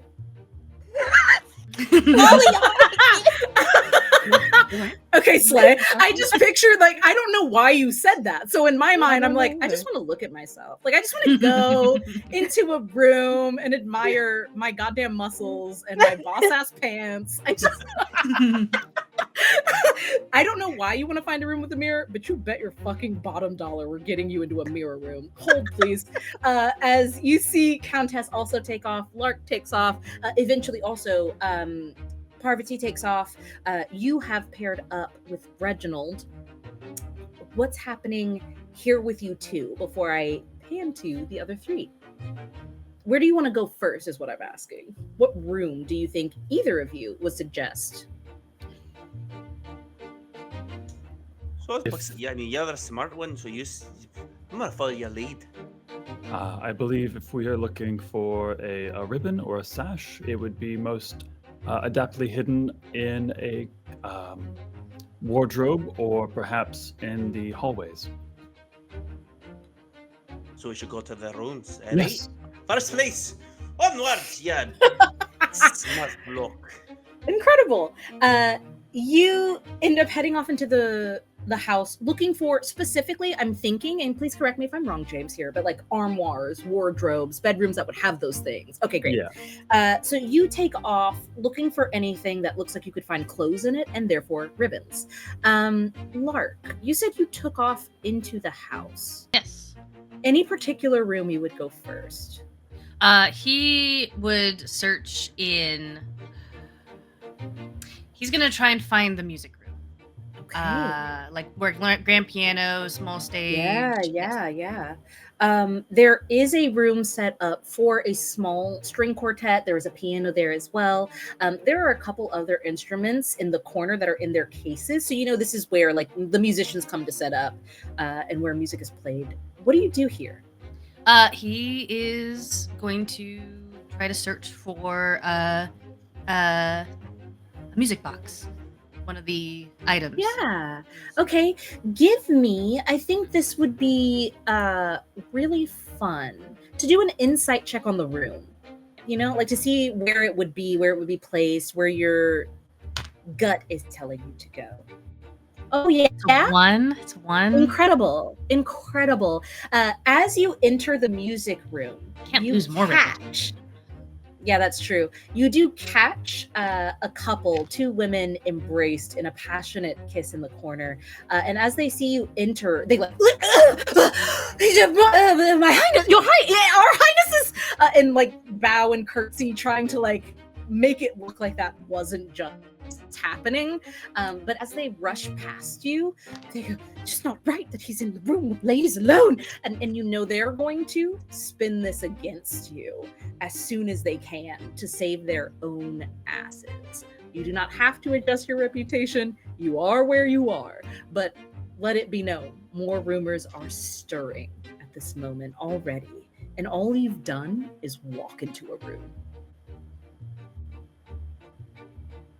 Reputation can't get worse, so just. As you say that, Parvati, Countess, I need you both to roll me just a d6, add nothing to it, please, and tell me what you get. A 6. Okay? And then you say, Inja.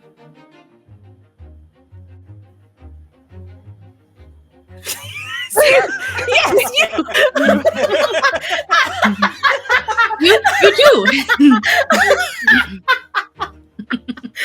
Insane. I first of all, I want to apologize for me getting closer to the screen like Incha. I apologize. I think I blacked out completely.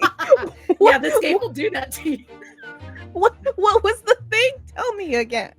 Just a flat d6. You're not adding any to it. I'm trying to see which rooms you end up in. I know what rooms you're looking for, but I want to know what rooms you end up in since you don't know this estate very well. I got a 6. You both got 6s.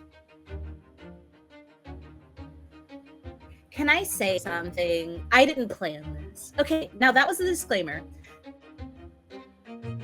Outside of a room with double doors, you see a couple ladies pass you, whispering to each other, and you hear footsteps around. People are actively in the game. A couple of ladies pass you, Lady Vexmore, and then Countess. You are looking around, looking for a mirror, anything, and instead you bump into someone, and it is in fact Lady Vexmore. I need you both to roll me a touch move in this moment as you collide at the corner of a hallway, like where the 90-degree angle happens. You run into each other here.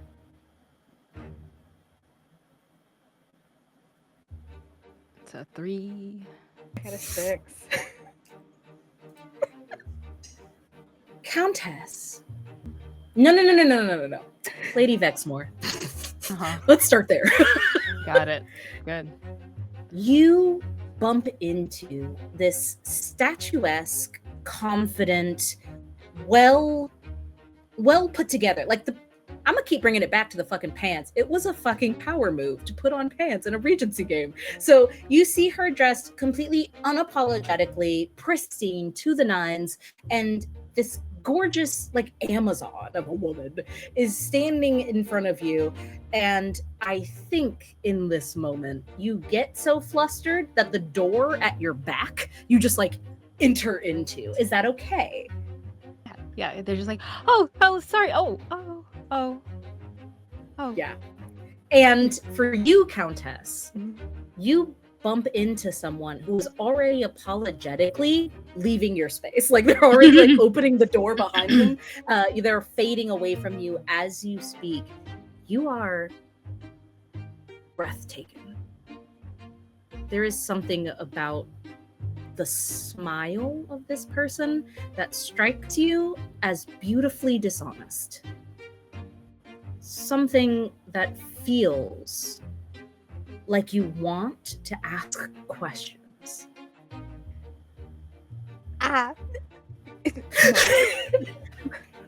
Maz, with your permission, I think what Yeah, use that physicality. Sorry. what Ava's going to do is, because of the fact that it almost seems like that door is going to if Poverty kind of goes back, the door is going to kind of go open, and then she'll fall in. Eva would legitimately wrap her entire arm around the waist and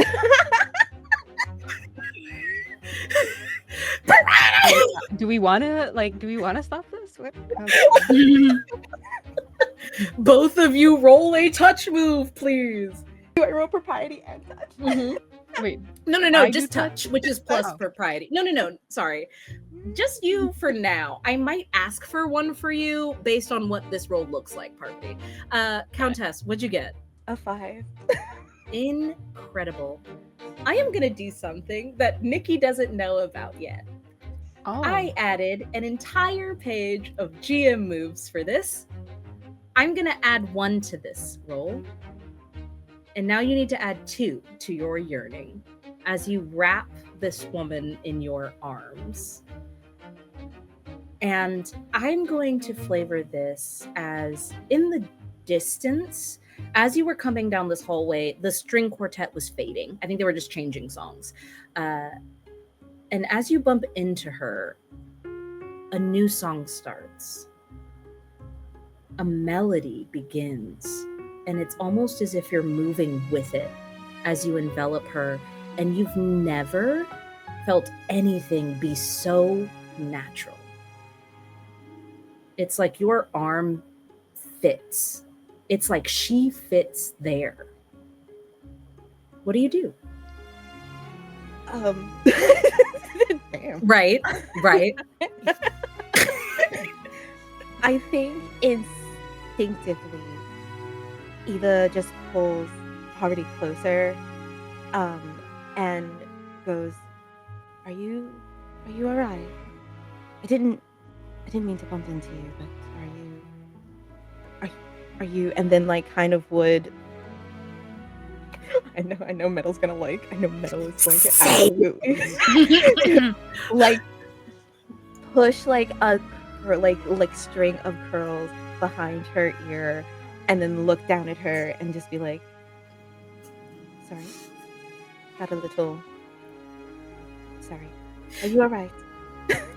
Could you please, because this is a new touch, give me another touch move as you reach up just to kind of like move her hair away for her. And Parvati, you've been enveloped. You could pull away at any time, especially as she reaches forward to push a lock of your hair away. Something about this feels adventurous. What did you get, Incha? Okay. Incredible. Incredible. This is a good outcome with a complication. You don't pull away, Parvati, but as you wrap your arm around her, Countess, the door does swing fully open. Lark. It's the door to the music room. And you do see, suddenly, Parvati in someone else's arms, the Countess's arms. Not pulling away, not protesting the touch, not demanding propriety as you asked of her to do of you the day before. What's going through Lark's mind in this moment? Consequences of his actions thus far. Okay, then let's He's- pile on that. Yeah. As you see Parvati wrapped up in the Countess's arms, you look down, kind of averting your gaze for a second, like, oh fuck, they're having a moment. Clearly, they're having a moment, and I deserve for them to have a moment. I pushed her away. I told her to leave. I think he. Oh no! He's not going to be a rascal. He's not going to be a scoundrel about it. Yeah, fight it.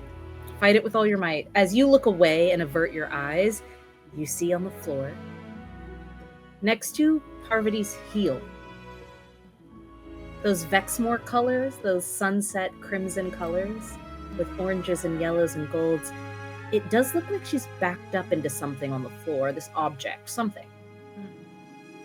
You can't help but focus on that instead as Parvati knocks into it.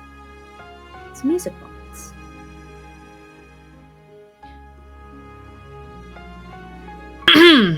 Ladies. Oh. Hello. The prince walks towards them and bows to the two of you. He's going to try and swipe the music box as he does so. Okay, then give me. This is your actions instead of your words. This is you trying to swipe this music box despite what's in front of you. Give me just a candor. This is kind of like a prove move, reaching for the thing that your heart is looking for, even as your heart is breaking in front of you. Even with disadvantage, it's a 2. Okay. I'm going to use my final GM move. I don't have any more. Please roll again and take whatever the highest is with your propriety. I can give 1 + 1, and I can give 1 advantage. That's all I got. That is a 6. Dark Goddess, thank you for what you've done here today. I have to ask you a question, Lark. That's +2 to Yearning here. Yeah. Is this music box becoming a token? Yeah. It is. Incredible. You do swipe it successfully without being seen as you bow. Because the Countess and Lady Vexmore were so wrapped up in each other, they didn't see you swipe it. You hear the clearing of a throat, and you're able to pull away from each other to put forth some image of decorum in this moment. What do you say, Countess, Lady Vexmore, anything, as you see the prince bowing at the waist? Oh, well, that's new. I mean, sorry. Candor. I think has a 6. If I can get the +1. Yes, I do. Cool. A 6? That ups your yearning by 2, doesn't it, Lady Vexmore? I love a Red Bull up. Oh.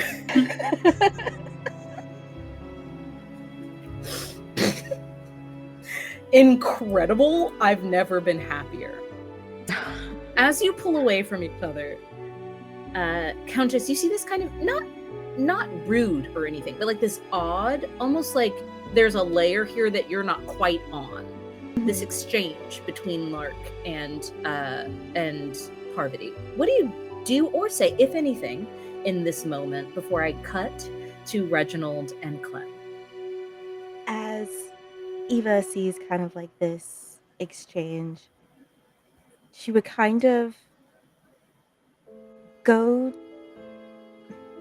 like, look at Parvati and be like,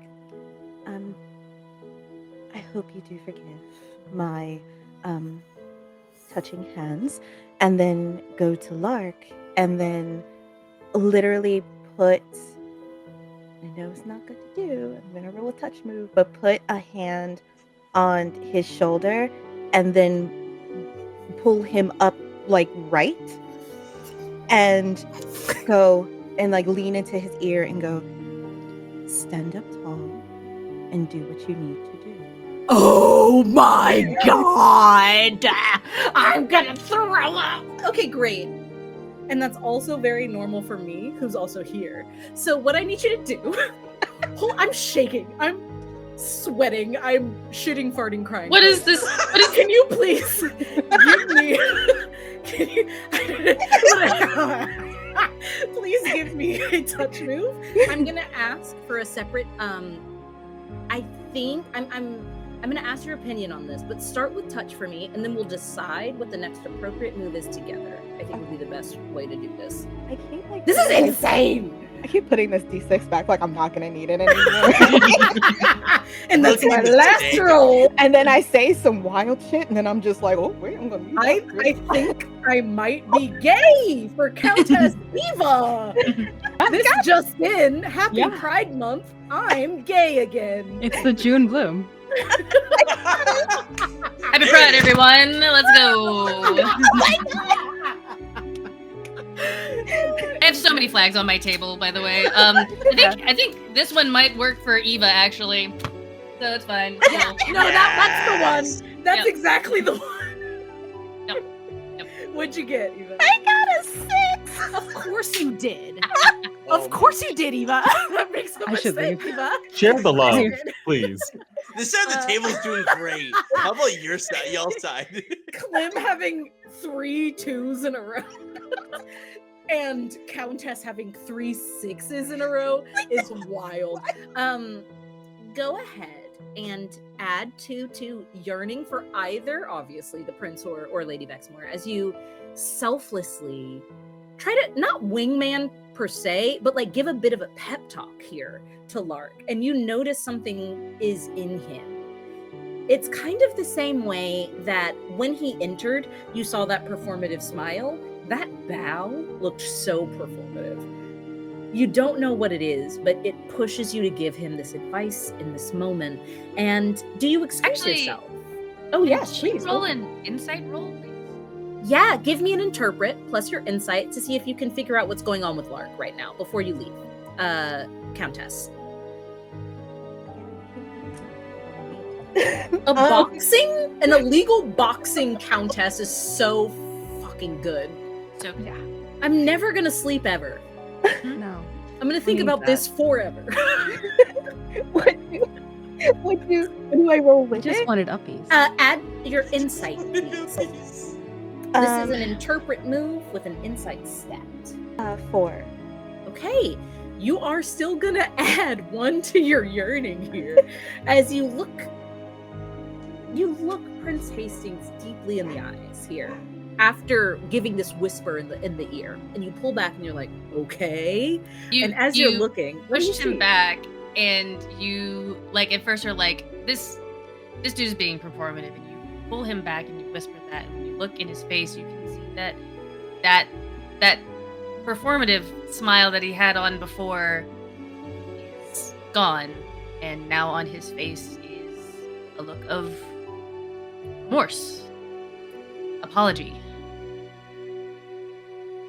of being humble. The Countess would look at. What did you get on that roll? A 4? I got a 4. Please add 1 to your reputation, please, Okay. Lark. Because the Countess believes you. You've got some public opinion back in your favor here. You're no longer at disadvantage for every single roll. My reputation is going up. It's clawing my way back up. Countess, please continue. The Countess would kind of like look at Lark and just say, like, still in that whisper, and be like,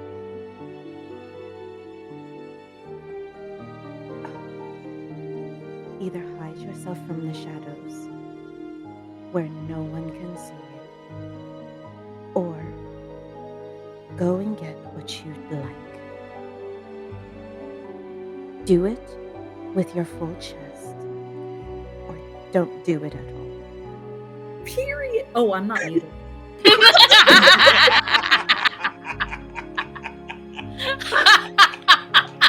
I hate it here. I quit. That was perfect.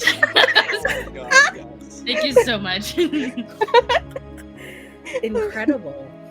Lark, you have this boost. Can I ask, Yeah. Countess Eva, are you like trying to make an exit after you give this advice and then like go past Lady Vexmore to go somewhere else to find that mirror room, or are you like hovering around? Kind of just like literally still has that hand on the shoulder as like Eva is walking away, was like Lark is there, so she's trying to make an exit. Okay. I will then leave it open to either Lark or Lady Vexmore, because the Countess will have to pass both of you. If either of you would like to stop her from leaving, or finally have this private conversation that y'all have never had. Gmas. Oh, I thought you were gonna say we're gonna roll for it.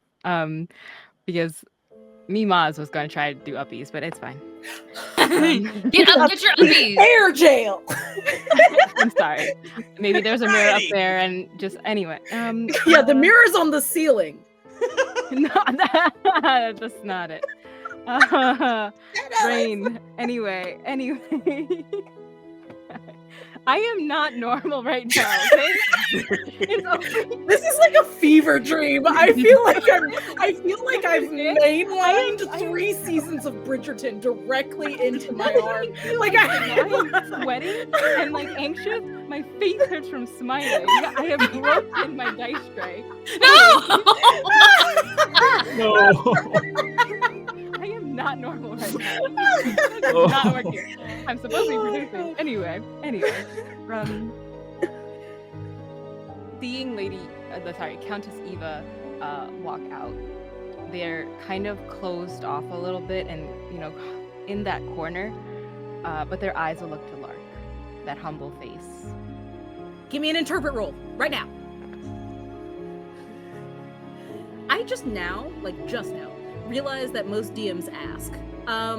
I heard that I demanded that you do something, and I apologize for that. I'll work on my tone. But also, fucking roll it. Fucking roll it. Fine. Demand of me what you want, Meadow. Yeah. Thank you. Never stop. 4. Okay, so that's 1 to Yearning. Again, both of these people are here.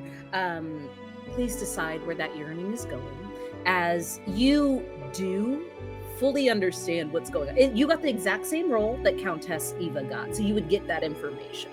That it is pure remorse, it's real apologeticness, and it is true humility, being like shining through his eyes as you make a brief moment of eye contact, and Countess Eva leaves.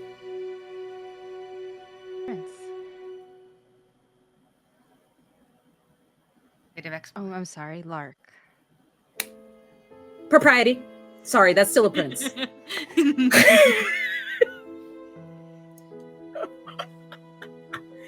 That's a 1. Incredible. As you do a 1, you add nothing to your ire, but I do think that Eva leaving out that open door and like kind of swinging it a little wider open to leave and give you that space, you do see a couple of people who are on the hunt, like looking down at their papers, like, oh, maybe in here? And they see you, clock it, and keep walking. So you're not being interrupted, but you have been noticed being unchaperoned alone in a room with the prince at night. And that is where we'll cut from here, so we can go check on Reginald and our lovely professor. You said you were looking for rooms. I need you both to roll me a d6, add nothing to it. Now just see what room you end up in. 5. Incredible. For me, And a yes. 6! Okay, great. So on a 5, the first room you come into, like that you swing the doors open of, just hoping that there's a wardrobe back there, Clem, you realize that you've opened the door into a dining room with a long banquet dinner table. There's no wardrobe in here. It's gorgeous, but there's already a few other people in here looking under the table, like opening the china cabinet, looking for the things on the list. And then Reginald, you see all of these people in here, and you know how to avoid prying eyes. It's almost second nature to you. You're like, no, probably like 3 doors down to the left is a bedroom. And sure enough, as soon as you open the door, you do see, it's clearly not the master suite, but it seems like a guest bedroom. There's a patio, like 2 open French doors that open up into the night outside. You do see a wardrobe, and there is an actual like closet, like a dressing room attached to this place. So you're welcome to explore it and talk as you will. I turn it over to both of you. Reginald, as soon as he sees this room, sees the bed, I assume it's probably a larger, comfy-looking bed, is just gonna hop up, lay in it, and cross his arms behind his head. Propriety! That's not your bed! Propriety! Propriety! Oh, I can't wait for the propriety checks from chat. Oh my god, this is gonna be so good. That's gonna be a 5. Okay, pretty good. You don't have to do anything other than, I think, as you lay down on this bed, you realize on the nightstand there are some papers. Give me an interpret check to see if you can figure out that this stack of like lengthy, verbose, almost contracty language makes sense. That's a 4. Okay. You are with a Poindexter who walks into the room behind you, and as you jump onto the bed, you see some like papers, and it almost seems like a joke setup to say something about the book nerd and the papers and the bed. There's clearly an equation here, but you reach for the papers instead of looking for a joke in your brain. You realize that this is the deed to the house that you are in.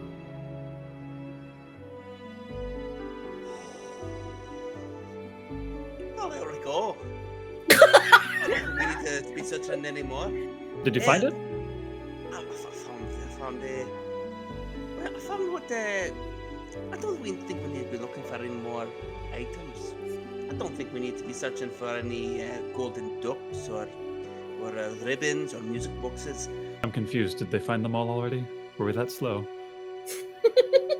Well, I mean, no, you did keep looking at each room and saying, oh, what about that one? Maybe that's a bedroom, and it was the kitchen. And then you went around to the other side of the kitchen, and then you went to the dining room. I mean, I don't want to hold it against you. It's just at some point you have to realize the rooms are probably further down.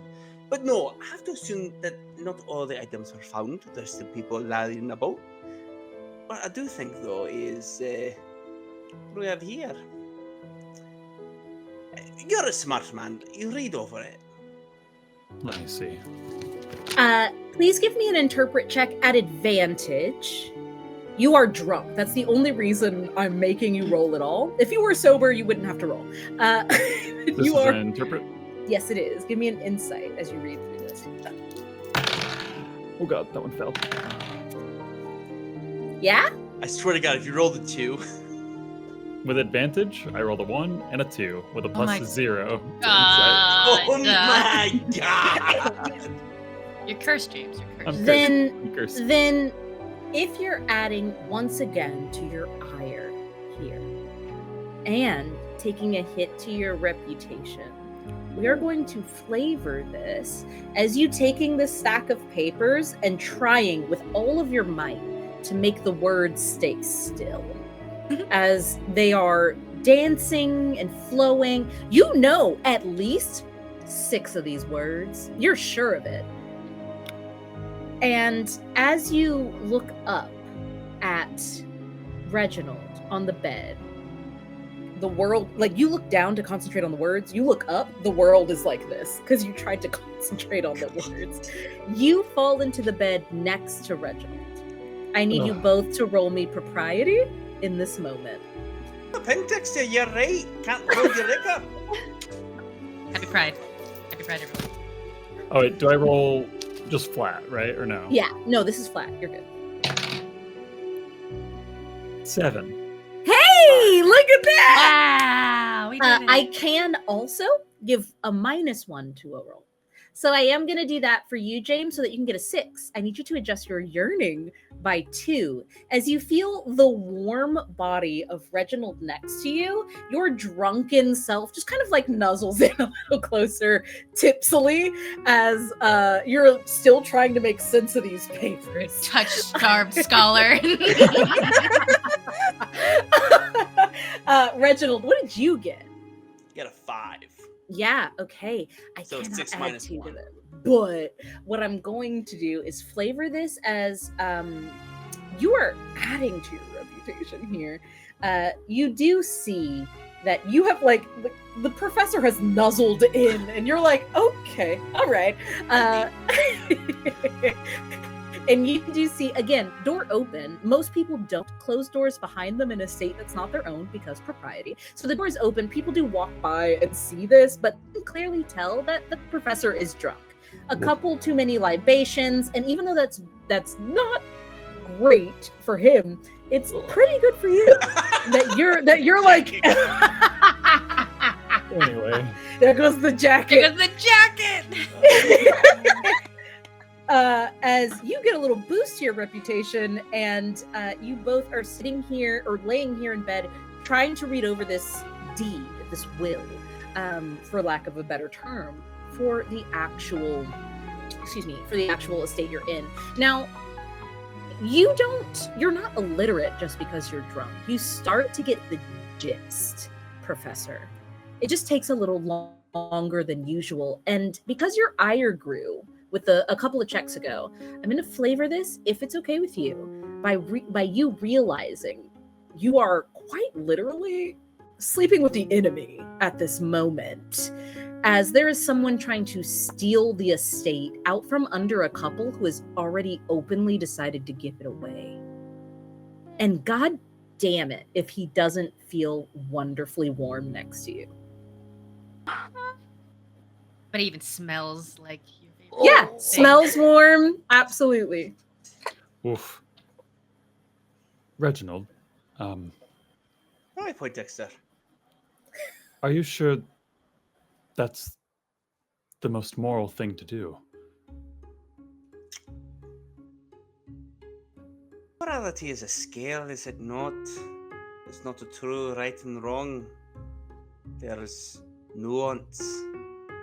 Who's to say that finding this means that I own the estate? Means nothing. Simply means that I hold on to something that others might be looking for. Besides, is there anything truly wrong with holding on to something to ensure the right person gets it? I mean, I hate to be the one to say that if the prince were to be the one to find it, he's already got enough going on for him. The countess doesn't need all this. She's a countess. You and me, we come from lower stock. We're not quite as high-born as the others, are we? Give me I'm trying to decide, and I will please help me decide here in this moment, Reginald, mhm. if I should ask you for a scheme move, because you're trying to convince this cute little nerd to let you steal a house from under a sweet old couple, or if it is candor, because you are being honest. I'm gonna go with scheme. Yeah, roll me a scheme. Let's see what goes on here. Roll plus influence in this moment. That's gonna be a 4. You see the drowsy, almost bloodshot, like dreamy looking gaze of this professor look up at you innocently and basically be like, can't we not hurt these people? And your yearning goes up a little bit as you try to convince him that it's okay to do because you are worse off and they're giving it away anyway. It is not so convincing that it's an automatic success. But, Professor, it's good points, especially when you're drunk and only picking up on every 4 words or so. Reginald, how about I hold on to the deed and read it over in privacy? Perhaps I can make my way to the restroom and make sure that this is actually what it's meant to be. Surely they wouldn't leave this out for just anybody to find, knowing they were sending people into their household. You're kind of warned of a trap here, Reginald, which I think for a criminal would be a good warning bell, like something you'd want to pay attention to, even if you don't agree or believe it. So what happens here in this moment for you? I'll let you hold on to it, but my eyes stay on it at all times. I don't want you running off with our future. Our Propriety. No. I think instead this would be better to be a candor. I think this is like a Freudian slip, like an our future on accident. So go ahead and roll me just like an accidental honesty check. Incredible. On a 3, you are gonna add +1 to ire as you remember a moment earlier.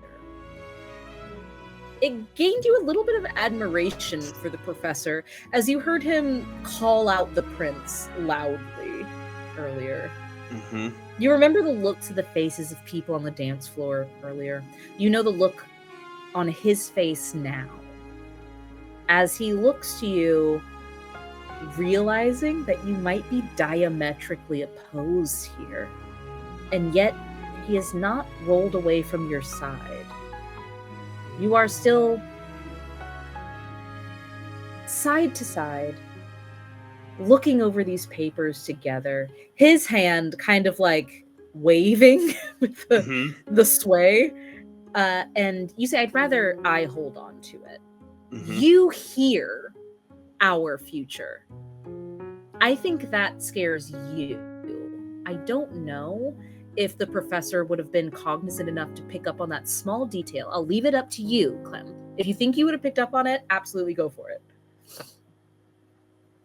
I think I picked up on it, but I want to roll and interpret.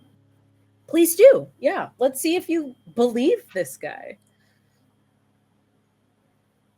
This is insight, which we've already established as a +0. Yeah? Is that another 2? We need to get you new dice. I switched out dice 3 times now. Oh my god. Okay.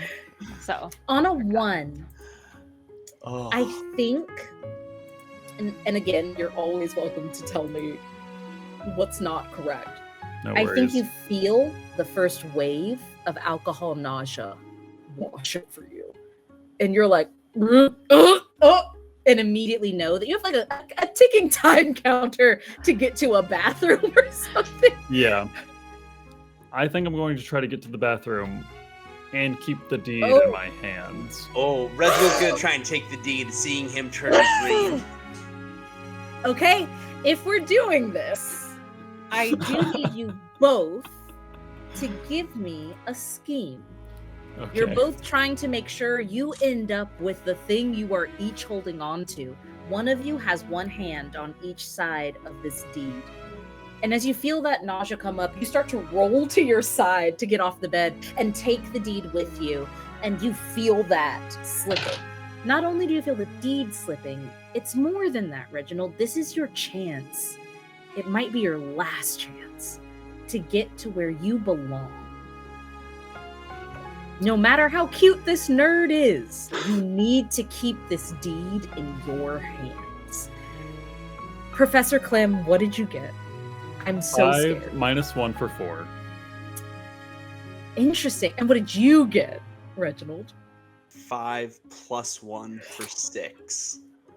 Oh my god. So you each add yearning here. One of you adds 1, one of you adds +2.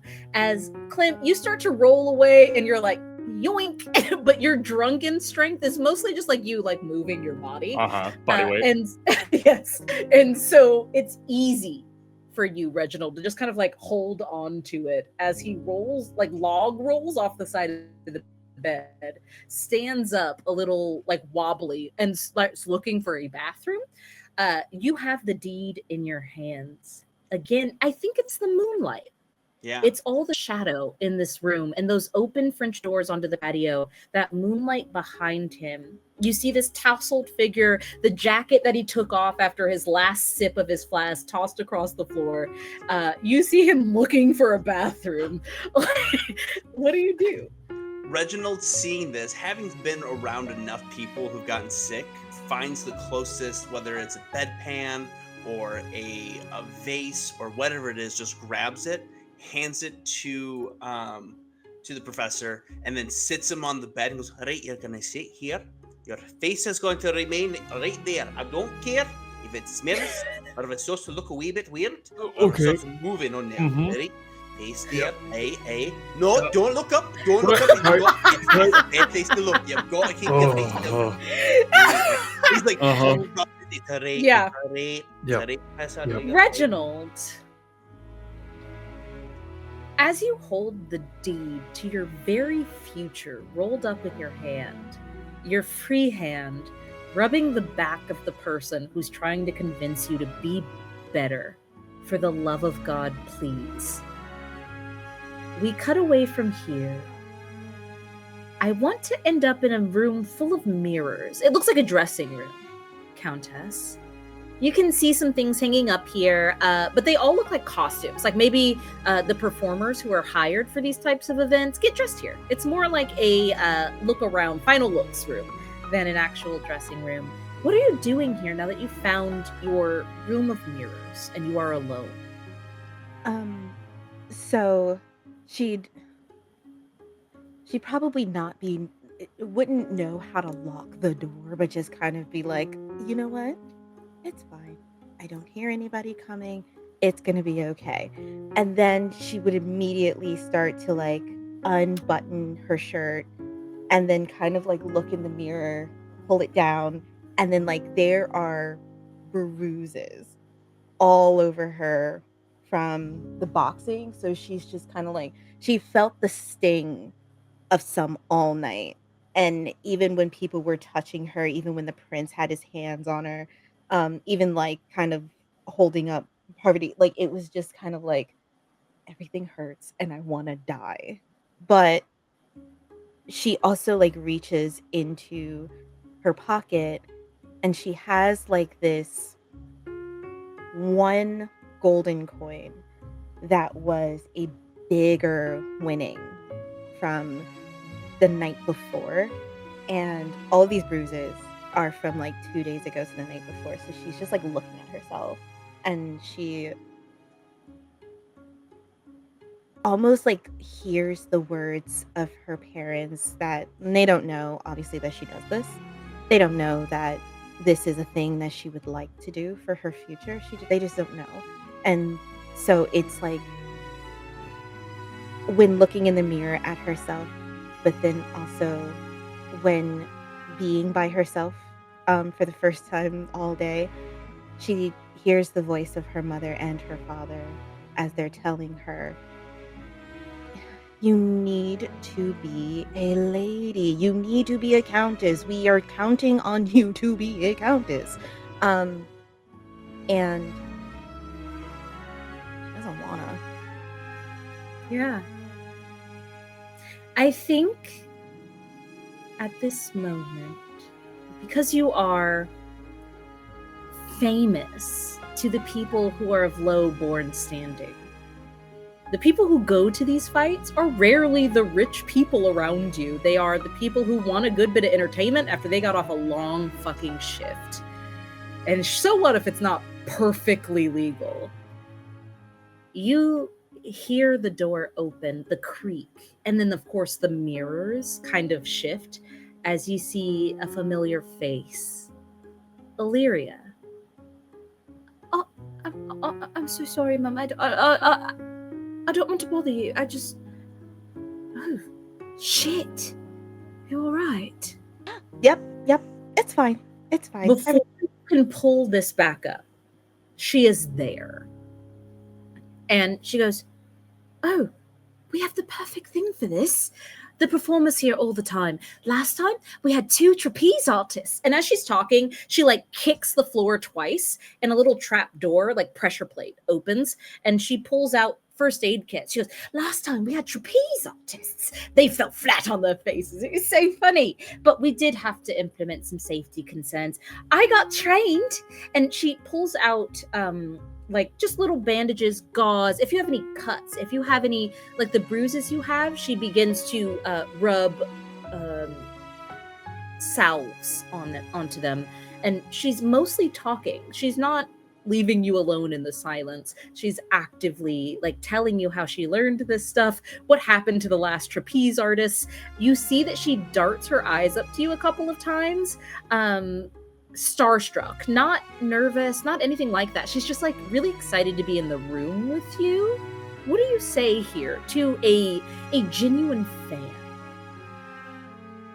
Eva would just kind of just look, keep listening to her, because it's just the excitement. She doesn't want to dull that like how she did like outside. Now they're in a room together. It's just the two of them. So she's just kind of like, thank you for doing this. I don't want to interrupt you. It's an honor. If I told anyone I knew that I was mending the wounds of the best woman boxer in history, I think they would give me a little bit of leeway. Am I right? And she's like patting your wounds. She's absolutely just blown away that you're in a room with her. You thanking her is just making her giddy. She hasn't asked for the autograph or anything. She's genuinely just sharing the space with you. And she goes, can I ask you a question? Oh, of course.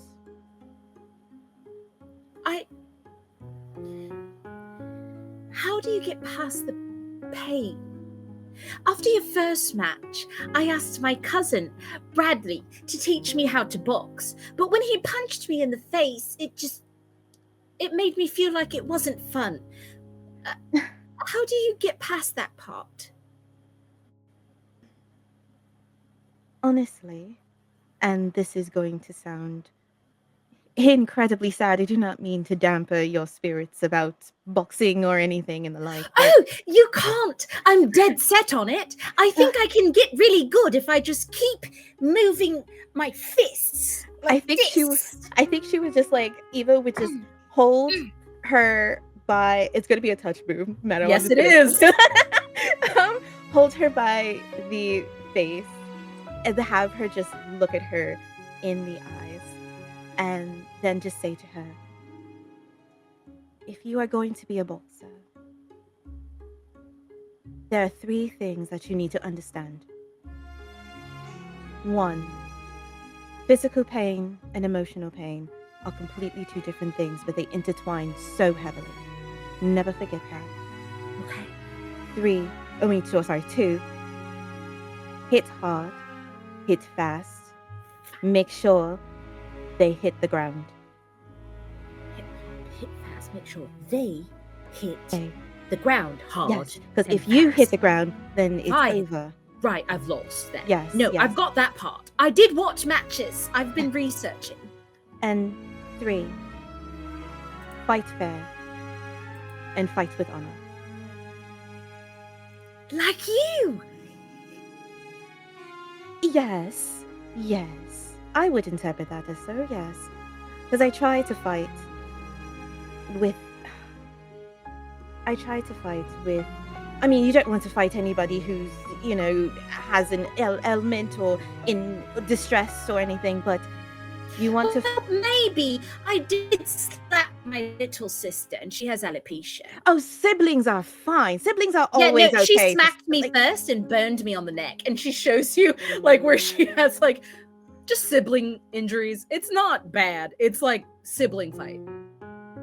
Do you want them to be destroyed? Or are you okay? Or do you think this is fine? Destroyed? Ellie? No, she just has tantrums. She's 6. It's fine. Okay, then you are going to be okay. But I think what I want Eva to do, which give me a second.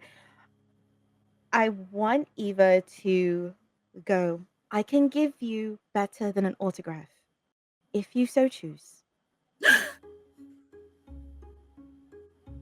First, I can't say anything else in character until you do roll me that touch move, as the door is hanging open behind you, and you are holding a face of a servant privately, being slightly in a state of undress since you've revealed your own bruises and wounds. That'll be nice for her friends. Not nice for me, nice for her friends. I got a 4. Interesting. I need you to do something for me in this moment. As you hold Illyria's face, you say you see the brightness in her eyes. Whose face of the suitors here replaces hers for a moment as your yearning increases by 1?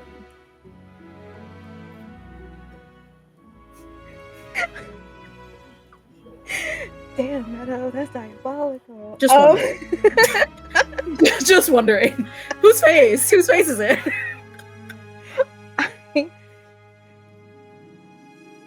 I think it would be Lark's. Holy shit! I don't think anybody at this table was expecting that answer. And it's so good and so juicy. Incredible. Please add +1 to your yearning as you say, I can give you something better than an autograph. I'm cutting the scene. Lark. We pan to the music room in this moment. You are facing Parvati, music box behind your back that you scooped up from the floor. The Countess has just said, go get what you want. What do as you and Parvati are alone? Only the warm glow of the candlelit hallway bleeding into this space from that open door. The rest of the room is cast in shadow, and you can almost hear the ghostly echoes of music once played in here. All that you can think, Lark, is the song that played when you danced with Lady Vexmore. What do you say in this moment?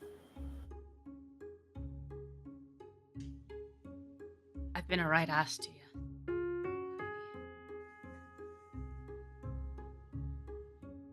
That you have.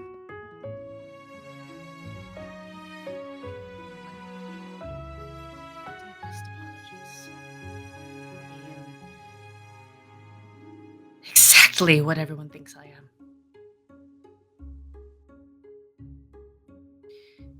Not everyone. He turns to look at you. Before you say anything else, I do need a candor move here. You have apologized, and you have agreed that he was an ass. I think that's pretty honest from both of you as a starting off point. I would like for you, please, to roll me candor, both of you. Also, is Nikki's mic low for anybody else? Not anymore. Hey, Mike. Yelling at my microphone on my end. Michael! Sorry, just double checking. My bad. I think you're when good. you talk to your right, it's Yeah. low for me. Yeah. That's fair. That happens to me too.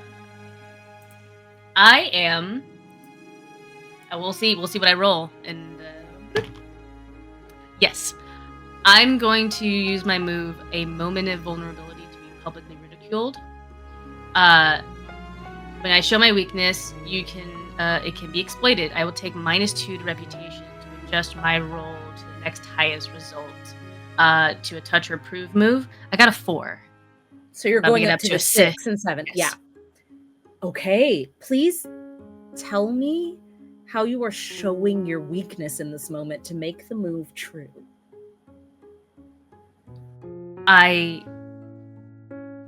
He pulls out the music box that he was hiding behind his back, and he what? I can't hear you, sorry. No! Hey Michael, wherever you are. He pulls out the music box that he was hiding behind his back, and he steps up to you. He says,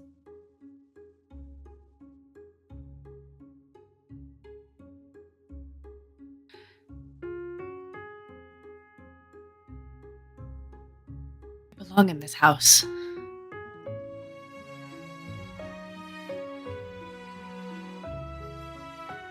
Belong in this house with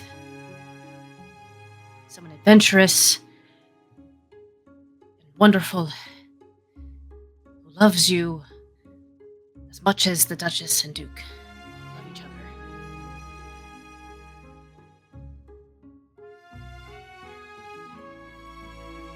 While I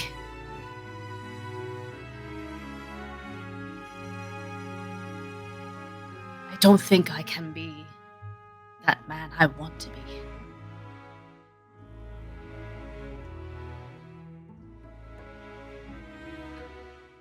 That engagement was broken.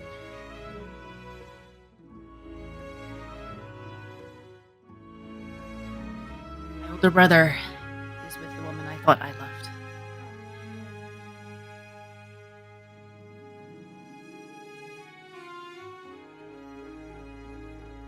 I've never wanted to be hurt again, and so I became something terrible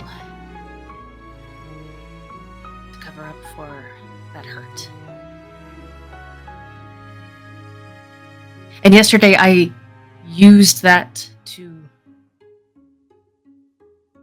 at first flirt with you because you're beautiful, and then try to get you away from me because I'm not worthy of you, and then today to try and hurt you because I'm hurting when I look at you.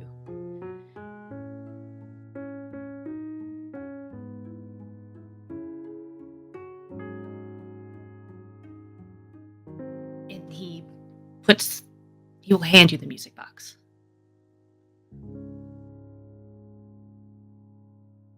So you should win this house and be with someone you love. Even if it's not me. I have to ask. I literally am legally required to ask. Are you proclaiming your love? I know you didn't say I love you, and I know that you may not be in love, but are you proclaiming that your care for her in this moment is so much and so grand that you would ensure her eternal happiness, even if it doesn't include you? Is that what is happening in this moment? Even though he didn't say I love you, it is very clear exactly what he is saying to her. And it is absolutely a love confession. Incredible.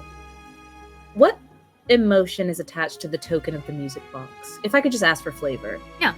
It is because the melody that is playing on the music box is one of a sweet spring love, and that is not Lark, but it is. He thinks it is poverty,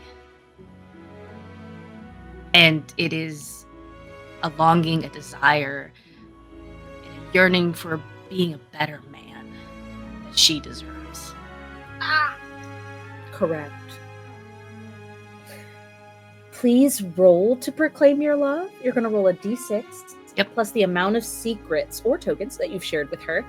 You've shared the secret engagement, or the broken engagement, rather. Yes. You have also shared the token itself. Yes. So you can add +2, and if there's any other secrets that I don't know about that you've shared, that I didn't know were your secrets, you can add that too. I don't think he has given away any other secrets and any other tokens, so just those 2. So it's a +2. It's a d6 +2. That is a 6. Parvati, as the prince begins this spiel, because you use the move, a moment of vulnerability to be publicly ridiculed. Parvati, you see the silhouettes of shadow of a few of those romantic hopefuls at the door who have been trying to find the prince to get him alone in a moment of the scavenger hunt. And even though your back is to them, you know that they're there. And this does not stop Lark from telling you everything. Please add +6 to your yearning for Lark. And if there is anything you would like to say in this moment to Lark because of that +6, now is the time. That's the full thing. You have 8 yearning for Lark now? Yeah, Over? well, if it's +6. I don't know where. Yeah. I don't know if you had ire. I don't know. I don't know. Oh, wait, how does it work with ire? Yeah, if you're on ire, you're going up 6. Like it's like a. Oh, no, 1, 2, 3, 4. Yeah, if it's +6, it does jump to, what is it, right there? Yeah. You're not forced to also proclaim your love. If you don't trust this confession, if now that you know that there are watchers behind you, you don't want witnesses to your own vulnerability, no one is making you confess, but you have been proclaimed to. So what does Parvati do in this moment? This room, does it attach to an outdoor area where they could get Yeah, there's the patio, those double doors. Yeah, they will smile at the people there. Oh, there must be something outside, and then nod to the prince to go to the balcony. And as soon as they have a moment, He follows. Please hold. And this is like a recording, please hold. I have to pee so bad. got it. I'm gonna lead into the scene if it's okay. I don't like then that to give you the chuckle, floor Jacob. to use it. It's fine. Everything's fine. As you lead Prince Lark out onto this veranda, it's on the 2nd story and it kind of looks out over the grounds. You can see a lake off in the distance and that moonlight kind of trail and that shimmering white light towards you.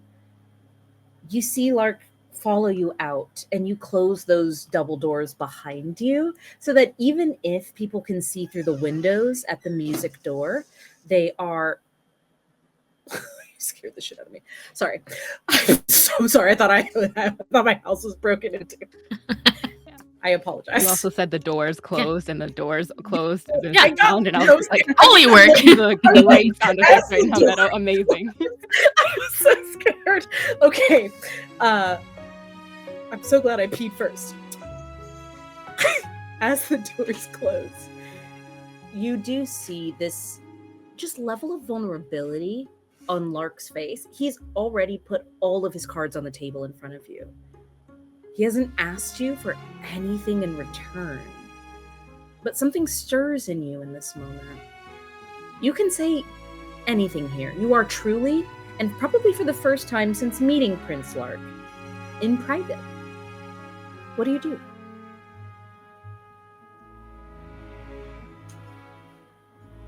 All right.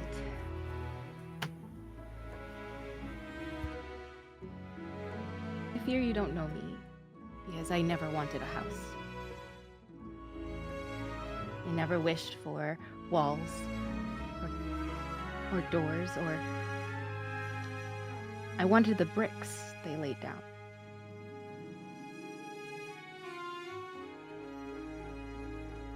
I understand what you're asking of me and what you're saying, but I saw that in you for a moment when we danced.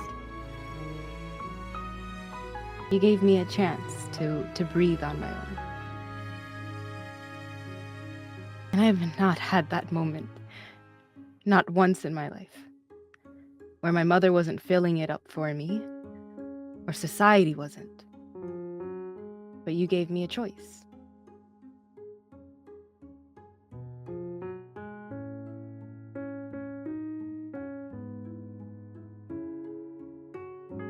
I think... Did they see between Eva and them that moment? Did Lark Give see me it? just a give me an Parvati? insight. Yeah, give me Yeah. an insight, please, Parvati. That's my insight. And no matter the role, we are going to ignore the like yearning or ire. I just want to know if you recognize what was going on. I got a 6. Okay, yeah, you absolutely did.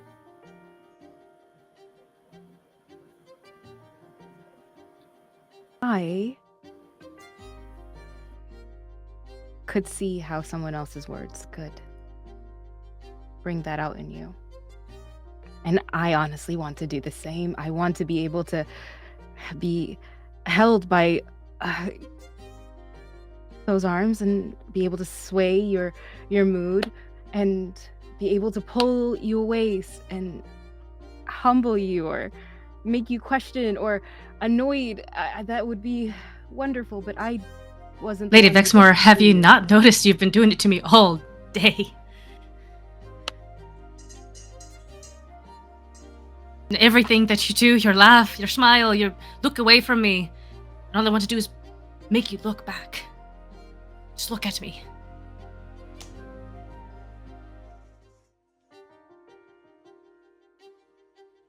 The Countess.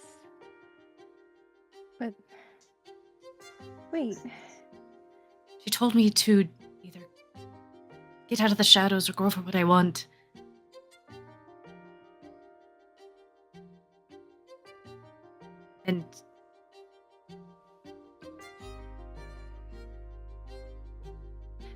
And I had a conversation with my brother.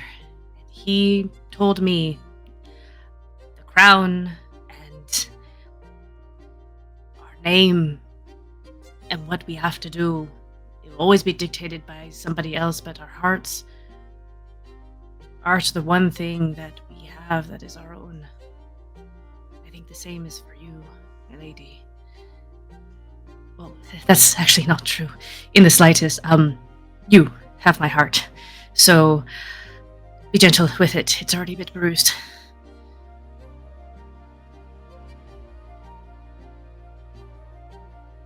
I give it to you gladly. I think I might have gone a bit mad, but I don't really mind at this point. I cannot. I don't deserve that. It's too bad.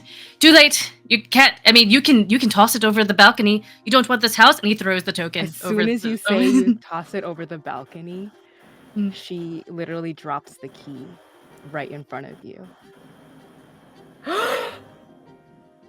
Are you giving Lark a token in this moment? Yeah, and she starts shaking. Prince, I told you before.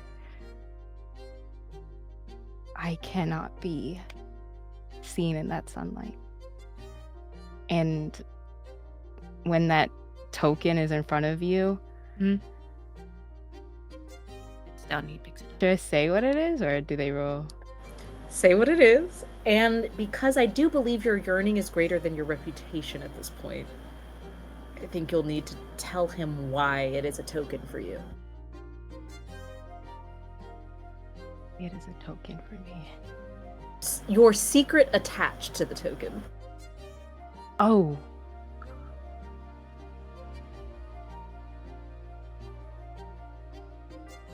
I've done something great. And no one can know of it.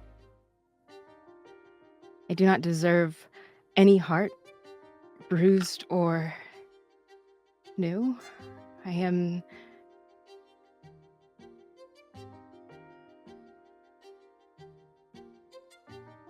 I feel like if the prince could know other houses, things like that, the key has like an emblem or something to it to a known lord that has been missing for a year.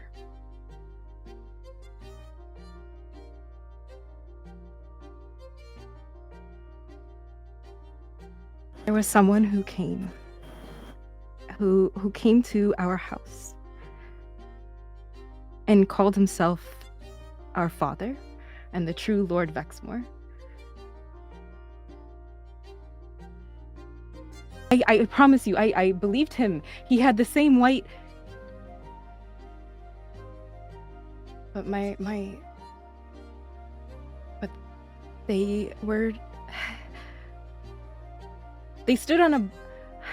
They claimed everything, and all of it was. I couldn't say anything. I was standing behind my mother the entire time, and I stood behind the door, and I heard everything. I heard how it angered. I heard how it angered my mother and my other mother, and they were scared. They were scared that everything would be lost and the Vexmore line would be gone. So I confronted him on a balcony. I'm so sorry, dear prince. I cannot receive your love. I have to protect my family. Prince Lark, you realize that the woman you are in love with just confessed to murdering a noble. Mhm. What do you say? He stands up with the key.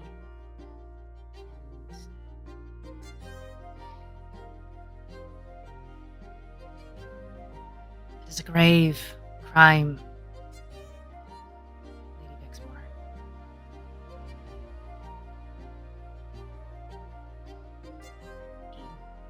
He takes the key and he puts it into his pocket. It's unfortunate that no good person here was to hear it. Just a unreputable rake.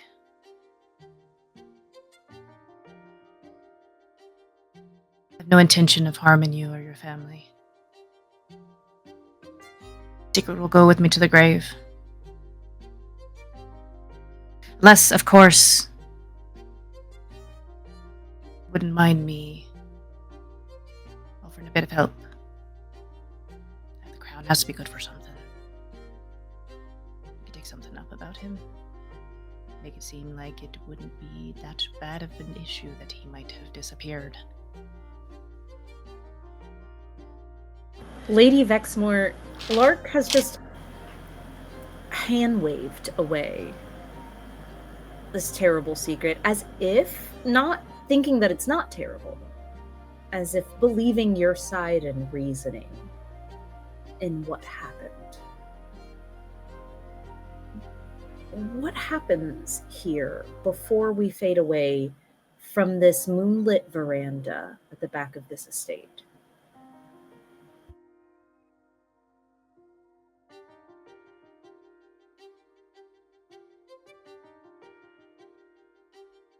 What could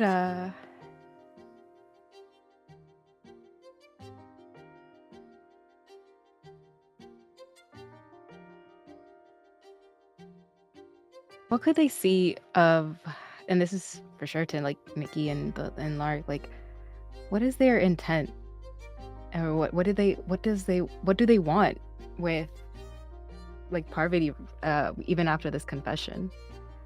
I think they just want Parvati to see them as they truly are. A man terribly in love. A man who is fumbling at sincerity, but it's there. And a man who cares maybe not as deeply as the people who laid down the bricks of this house, but wants to, and is willing to believe you at your word, and will help you without asking for you to return his affection. Simply because he wants to do better by you.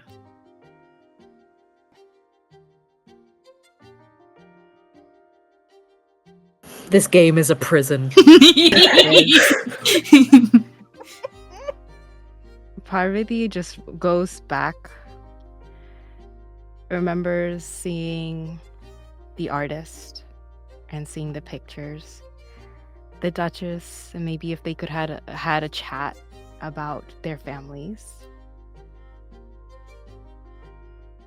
And then this thought that lingers of, what if I could turn pages with the professor? But they look up to the prince, unclench their hands, run up, grasp their face, and kiss them. All of your touch moves are usually... No, go ahead and give me I don't need you to roll me a touch move. I think in this moment, the people at the door of the music room are seeing in through you close the French doors, but they are like windowed doors, are seeing this happen. Lark, what is the response here before I say anything further? You kiss him, and he pulls away for just a moment, looks at your face, reads no deception. What does he read on your face?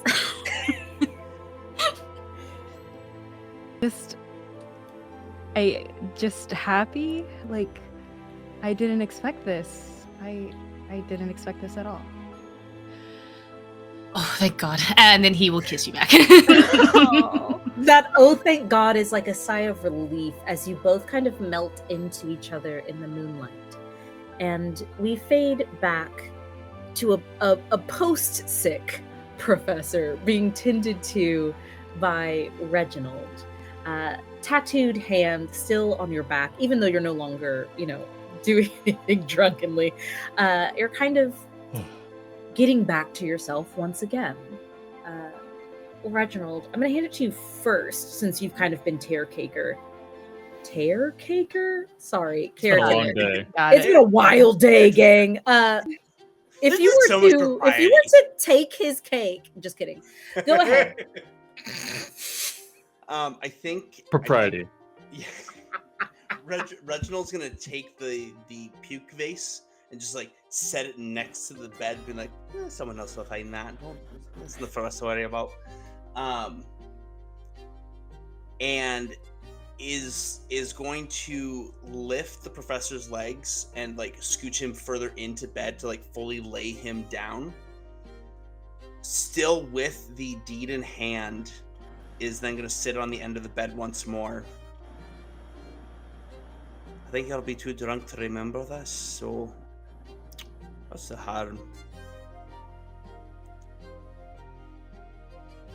I'm the son of a wealthy lord. Had me out of wedlock. I was bastard. Could be in line for a great fortune if his wife didn't hate me so. My entire life I've had to fight. Had to fight for every inch that I can try to get. Had to lie and steal.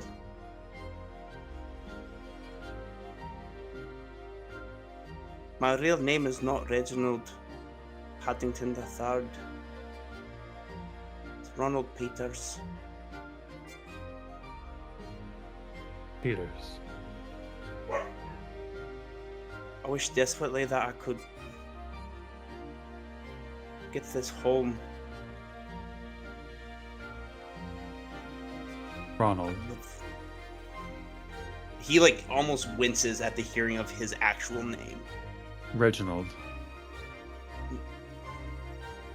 If you do this, everyone will claim that the behavior that you are providing them to witness has always been true to you, and not based off of your upcomings, but as who you are as a person.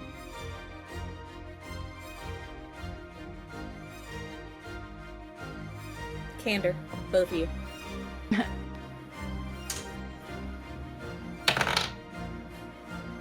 Five. Okay. I am going to once again your yearning goes up +1, Reginald. Well, you and we see I'm a 5 with Candor.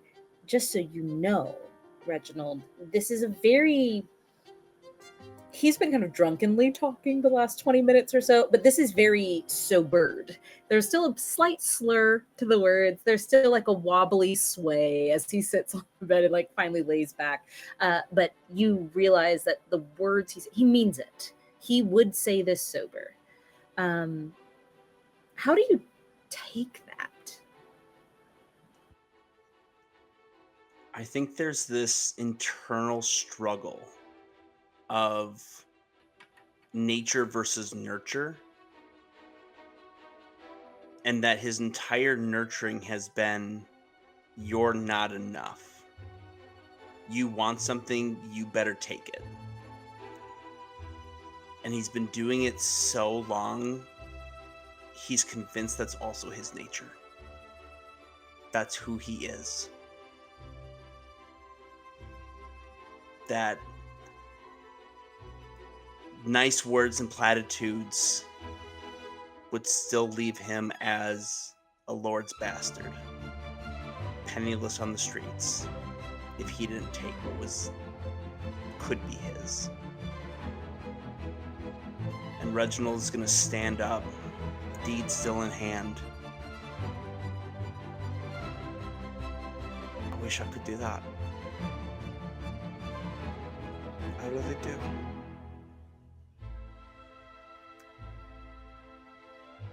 I hear your voice, and I want to believe that a man like yourself does not need to stoop so low to gain such heights. I believe it is a shortcut, but it is a muddy one, and one that will leave you haunted of your history. My history is full of ghosts. What's one more? One drop can break a dam. Reginald walks to the door, deed still in hand, pauses, and drops it before stepping out. And that is where we will end this session of proper yearning in a time of uncertainty. I'm gonna let the cast give. I'm sweating. I'm gonna give the cast a moment to tell you where you can find them, support them, and I'll close us out here. But let's start. Let's start. That's what I'm gonna say. Jacob, fucking say something. Phenomenal, Jacob, first of all. Oh my god. Son of a bitch. Hi, I'm Jacob. I'm Jacob. You can find me on all the socials at JR Shore Lunch. That's JRSCHOR Lunch. I'm a digital artist and cosplayer who does a lot of commissions. So if you want to bring your next character to life, either in art or bring it to life physically, I love working with cool people and making cool things happen. And today I played Ronald Peters, Reginald Paddington III. Who knows who I am? But all I know is I was a criminal who has a broken past and a broken heart, and who knows what else is gonna come up with him if we ever return. But that is me, and find me in all the places, the cool things I do. Popcorn Maz. I'll fight you. I am so unwell right now. I am so unwell. Okay, my face hurts. Oh my god. Hi y'all, I'm Maz. You can find me everywhere at It's Mozzarella. I'm a voice actor, a TTRPG AP performer, and permanently unwell after this because I don't know what to do with my brain. I'm going to have to rewatch this while I edit. So, future Maz, how you doing, babe? I hope you're good. I hope therapy's going well. This is great. I'm gonna popcorn this over to Inja. Dog. Hi, I'm Incha. You can find me in a cemetery, buried 6 feet deep. What are you talking about? Like, um, um, I am Incha. I will be Incha tomorrow. You can find me on the internet if you'd like. I'm at Instagram with 2 eyes on Instagram. Um, if you would like to send me flowers for the funeral cost, or funeral cost is great, like PayPal me. But yeah, that's all good. And I have been playing Countess Eva Ellington, Lady Boxer, and if we come back, I'm excited to explore her more. And yeah, gonna popcorn over to Nikki. God damn. Hi everyone, it's me, Nikki, and I'm doing fine. I was the rake tonight, and he got a smooch, and that's all we can hope for in our lives. If you want to play this game, Proper Yearning in a Time of Uncertainty, I also run this on startplaying.games. Just look up Nikki the Goblin GM. I'm also the Goblin GM all over, or the Wig GM. I'm just Nikki all over. And you should check out my stuff, and you should come play with me and maybe get some yearning like this in your life and be unwell today. Over to you, James. Thank you very much. My name is James. You can find me on Instagram as TTRPGJames. Or if you want to see some content that I make, you can go to RPG Familiar over on YouTube, where we do RPG horror stories, one-shots, and we're currently working on a small campaign to hopefully release in the tail end of this year for Tales of the Valiant, which Meadow actually appears on. Thank you. Popcorn, back to Meadow. Howdy. That sounded so shaky. Every single time we conclude one of these sessions, I'm on my fucking brink. I'm gonna tell you right now. Every single time. I feel like I need to send all of you like just send me your therapy bills. All right, just send it my way. I'll get you covered. I'm hurting. I'm thriving. I'm depressed. I'm ecstatic. I'm feeling a lot of different layers right now. So thank you for having me, Starcrawl RPG. First of all, I love being here. I love these people. I love telling these stories. If you liked the system, you can find it on my Patreon. If you want to play it, you can play it with Nikki. Nikki's probably the best GM to run it besides me. So you should play it with Nikki. You can find me at Howdy Love Darlin or Howdy Love Darlin GM. I truly have a spiel. I don't remember it. So instead of that, just link it and then just put in the link. Because I got nothing, gang. I'm it's fresh tapped. I'm barely holding myself back by the reins from like just breaking down in like tears. So I think this is all we got. I had such a great time. These are some of the most talented, lovely, romantic people on the planet. So you have just experienced something wonderful and unique, but that doesn't mean that you shouldn't try to tell just as beautiful stories at your own table. Please play more games. Please support indie games. And I'm begging you, yearn more. Thank you so much. I'm really happy to be here. I have to go to the hospital. I don't know what else to say. Yeah, we'll drive. We'll carpool. We'll carpool, yeah. Give us a little van. We'll all chug a lug together. Yep. Can I pitch in on an Uber? All hop in on the therapy train. Woo, woo. All right, y'all. We're gonna go to the ending scene and then gonna raid out. So, bye.